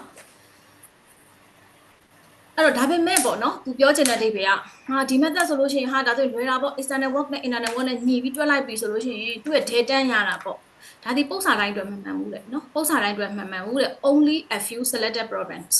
ဒီ method ဒီ limit ရှိတယ်နော် limited ရှိတယ်ပုံစံတိုင်းကိုတွက်လို့ရတာမဟုတ်ဘူးနော်ပုံစံတိုင်းကိုတွက်လို့ရတာမဟုတ်ဘူးအဲ့တော့ဘယ်လိုအခြေအနေမျိုးမှာပဲတွက်လို့ရရလဲဆိုရင်ဒီဟာကြတော့ one load only one load may be applied to the structure structure ပေါ်မှာ load ကတစ်ခုတက်ရောက်မယ်เนาะ load ကတစ်ခုတက်ရောက်တယ်เนาะ so it will be noted that only one load may be applied to the structure structure ပေါ်မှာ load ကတစ်ခုပဲတက်ရောက်မယ်ပေါ့เนาะအဲ့တော့ load ကတစ်ခုတည်းဆိုလို့ရှိရင် load တစ်ခုတည်းအကြောင်းမို့ဆိုရင်အဲ့ load ကြောင့်ဖြစ်တဲ့ deflection ကလည်းတစ်ခုတည်းပဲရှိမှာပေါ့ဒါပေမဲ့structure ပေါ်မှာတက်ရောက်တဲ့ load က more than one load တစ်ခုထပ်ပို့ပြီးတော့များသွားပြီတစ်ခုထပ်ပို့ပြီးများသွားပြီဆိုလို့ရှိရင်အဲ့မှာ unknown displacement သူကပြော unknown deflection တွေပေါ့နော် under each load အဲ့ load တစ်ခုချင်းစီအကြောင်းဖြစ်တဲ့ unknown displacement တွေကအများကြီးဖြစ်သွားမှာနော်အများကြီးဖြစ်သွားမှာအဲ့တော့တနည်းအားဖြင့်ပြောမယ်ဆိုလို့ရှိရင် it is possible to write only one work energy for the beam beam အတွက်ကရေးလို့ရတဲ့ work energy ကတစ်ခုပဲရှိတယ်နော်အဲ့တော့ load တစ်ခုကတစ်ခု load တစ်ခုကတစ်ခုအဲ့လိုမျိုးတွေအများကြီးဖြစ်ကုန်မှာပေါ့နော်yet not though it is possible to write only one work equation for the beam အဲ့တော့တနည်းအားဖြင့်ပြောမယ်ဆိုရင် furthermore เนาะဒါအပြင်နဲ့ only the displacement under the force can be obtained အဓိကအချက်ကအဲ့ဒါပဲအခုဒီမှာ principle of work and energy method ကိုเนาะတုံးပြီးတွက်မယ်ဆိုလို့ရှိရင် only the displacement under the force can be obtained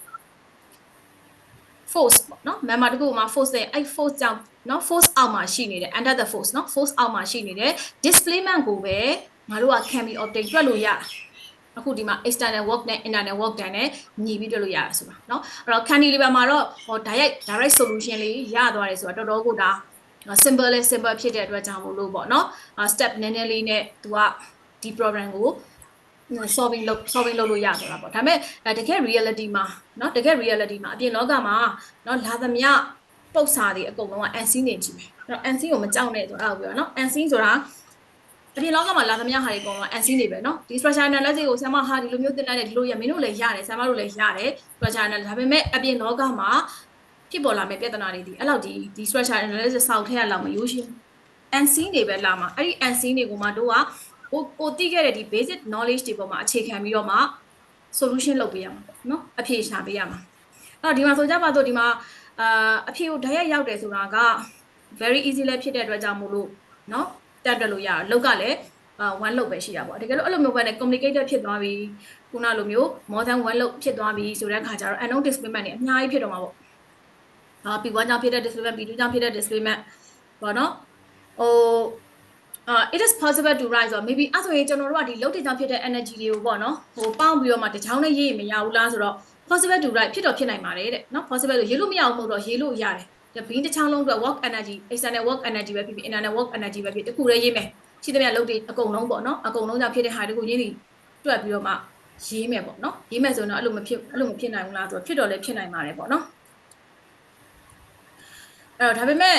နော်ဟိုအဲ့လိုမျိုးလုံးနေမယ်အစားပေါ့နော်တခုချင်းဒီ light အတွက်နော် possible to write not only one work equation တွေအဲ့လိုတွေလုံးနေမယ်အစားဟို research လုပ်တဲ့ researcher တွေကဘာပြောလာလဲဆိုတဲ့အခါကျတော့နော်အဲ့ဒီအစားပေါ့ငါတို့ကဒီလိုမျိုး limitation တွေရှိနေတယ်ဒီ principle of နော် principle of work and energy မှာဒီလို limitation တွေရှိနေတယ်ဒါဆိုလို့ရှိရင်ဒီ limitation တွေကို overcome လုပ်နိုင်တဲ့ method တွေပေါ့နော်ကျော်လွှားနိုင်တဲ့ method တွေမရှိဘူးလားဆိုတော့သူတို့ရှာကြည့်လိုက်တယ်ပေါ့နော်ရှာကြည့်လိုက်တဲ့ခါကျတော့ method နှစ်ခုထွက်လာတယ်ပေါ့နော်အဲ့ method နှစ်ခုကဘာတွေလဲဆိုရင်ဒီ limitation တွေကိုနော် overcome လုပ်နိုင်တဲ့ method နှစ်ခုအဲ့ဒီ method တစ်ခုက method of virtual work method ရဲ့ Casti-Galilean theorem ဆိုတာနော်အဲ့ဒီ theorem နှစ်ခုဒီခုနကတော့ဒီ principle of work and energy method ရဲ့ limitation ကိုကျော်လွှားနိုင်တယ်ဆိုတဲ့အိဗယ်ကဟိုလုံးဒီ one လုံးမဟုတ်ဘူးပေါ့နော် one လုံးမဟုတ်ဘူးတော့ more than one လုံးတက်ရောက်လဲတွက်လို့ရတယ်အဲ့ဒါတွေကကြတော့ဒီနောက်ပိုင်း session မှာထပ်ပြောမယ်စနစ်ခွဲရနေဟိုဆိုတော့အချိန်တော်ကြာသွားပြီအဲ့တော့ဒီထီကိုပြန်ဖတ်ခဲ့မယ်နော်ပြန်ဖတ်ခဲ့ပြီးတော့ နောက်တစ်ရက်အတန်းနဲ့ကြာလို့ရှိရင်နောက်တစ်ပတ်ဖြစ်မှာပေါ့နော်နောက်တစ်ပတ်အတန်းနဲ့ကြာရင်ကျွန်မဒီ principle of virtual work အကြောင်းဆက်ပြီးတော့ပြောမယ်ပြီးအဲ့ method နှစ်ခုပေါ့နော်အဲ့တော့ virtual work method ကိုဒီ trust တွေမှာဘယ်လို apply လုပ်လဲဆိုတဲ့ဟာတွေဆက်ပြောမယ်နော်အဲ့ကြလို့ရှိရင်တော့ဒီနေ့ပြောခဲ့တဲ့ဟာတွေအများကြီးပြန်မပြောတော့ဘူးနော်ပြန်မပြောတော့ဘူးအဲ့လောက်အများကြီးပြန်ပြောရလဲမပြောနိုင်တော့ဘူးနော်အဲ့တော့ပြီးလို့ရှိရင်အဲ့ဒီမှာပုံစံလေးapply ပေါ့နော်ဒီ structure analysis မှာဘယ်လို apply လုပ်လဲဆိုတဲ့ဟာလေးတို့လေ့လာမယ်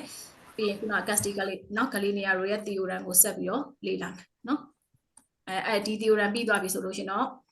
ဒီ chapter 9ကပြီးသွားပြီပေါ့ဟောဒီနှစ်ကသင်ရမယ့်အခန်းကနည်းတယ်နော်အခန်းကနည်းတယ်အခုဒီမှာဆို8 9ကတော်တော် heavy ဖြစ်တဲ့အခန်းတွေအခုအရင်သင်လိုက်တယ်ဘာလို့ရင်သင်တာလဲဆောင်းမွေးနီးမှဒီ theory တွေကိုပြောနေမင်းတို့စိတ်ဝင်စားဟောဟိုဘက်ကဘာသာတစ်မျိုးဒီဘက်ကဘာသာတစ်မျိုးနဲ့စိတ်တွေညစ်တယ်လေဒါကြောင့်မို့ဒါအစောကြီးတွေကမနစ်က4 year first ဆန်ရအတွေ့အကြုံရကျွန်မကြောင့် chapter 8 နဲ့ 9ကိုအစောကြီးသင်လိုက်တာဟိုသူတို့တွေမှာဆိုမနစ်ကတနာဖို့တော့ကောင်းတယ်ဒီ second ဆန်ရောက်သွားတဲ့ခလေးတွေဆိုသူက teacher မနစ်ကတော့အစင်လိုက်သင်တာပေါ့ chapter 1 မနစ်ကဆိုနည်းနည်းစာလဲများတယ်သူတို့ chapter 1နေလည်းသင်တယ် chapter 2 chapter 3နော်ပြီးတော့6 8 9ဆိုမနစ်ကကလေးတွေဒါတွေအများကြီးတင်လိုက်တာပေါ့ဒါနဲ့တော့ဆောင်းမွေးနီးမှ8 9ရတင်သူဖြစ်သွားတာဆောင်းမွေးနီးမှဟို8 9ရတင်သူဖြစ်သွားတော့သူတို့က theory တွေကိုတားကြီးမမှတ်နိုင်ဘူးအဲ့လိုမျိုးဖြစ်ကြတာပေါ့နော်တချို့ကလေးတွေကြတော့အဲ့တော့ဒီနေ့ကကြောင့်မို့ chapter 8 9ကမင်းတို့ MOM မှာတော့လည်းဆရာမနဲ့တင်ထားတာဆိုတော့8 9ကိုအရင်စတင်လိုက်တာအဲ့တော့8နဲ့9ပြီးသွားပြီဆိုရင်တော့3နဲ့6ကိုသွားမယ်ပေါ့နော်3နဲ့6သွားမယ်ပြီးလို့ရှိရင်တော့ chapter 1ကိုလည်းသင်အောင်မယ်နော် chapter 1တစ်ခန်းလည်းထည့်သင်အောင်မယ်တကယ်တော့သင်ကျင်တာကဒီအရှိမင်းတို့ semester မှာ1 2 3 4နော်1 2 3 4 6 8 9ကိုသင်ကျင်တာဟိုပြထန်းထားတာတော့အဲ့လောက်မပြထန်းဘူး4ကကြတော့ဒီ second semester မှာပါဒီကိန်းက4က first semester မှာသင်လိုက်ပြီးသွားပြီလား second semester မှာဆိုကိုလိုကလန်နေဖြစ်တယ်8 9နဲ့သင်ပြီးမှ4ကပြန်သင်ရတယ်လို့ဖြစ်တာအဲ့တော့ဟို3689အပြင်ပေါ့နော်3689ဒီ1တစ်ခန်းတော့သင်အောင်မယ်1ဒီဒါတိကိုတိထိုက်တဲ့ဟာတွေပေါ့နော်ဟို RC မှာတော့ပြောမလားတော့မပြောတတ်ဘူး RC မှာပြောပြီးသားဆိုလဲတို့ဒီဘက်မှာထပ်ပြီးတော့လေ့လာတဲ့အခါကျတော့တည်ပြီးသားဖြစ်သွားမှာပေါ့နော်အဲ့တော့1ရဲ့13689ပေါ့နော်အခုဒါအခု9ကိုသွားနေနော်9ကမကြခင်ဆိုပြီးပြီမြန်ပြီးအောင်သင်ထားမှရမှာအခုဘောလုံးကန်တော့မှထင်တယ်လားဘောလုံးကန်တော့မှဆိုမင်းတို့အဲ့ဒါဘောလုံးကန်တဲ့လူကလည်းကန်နော်ကန်တဲ့လူကလည်းကန်ဟိုဟာစာလေးအတန်းကို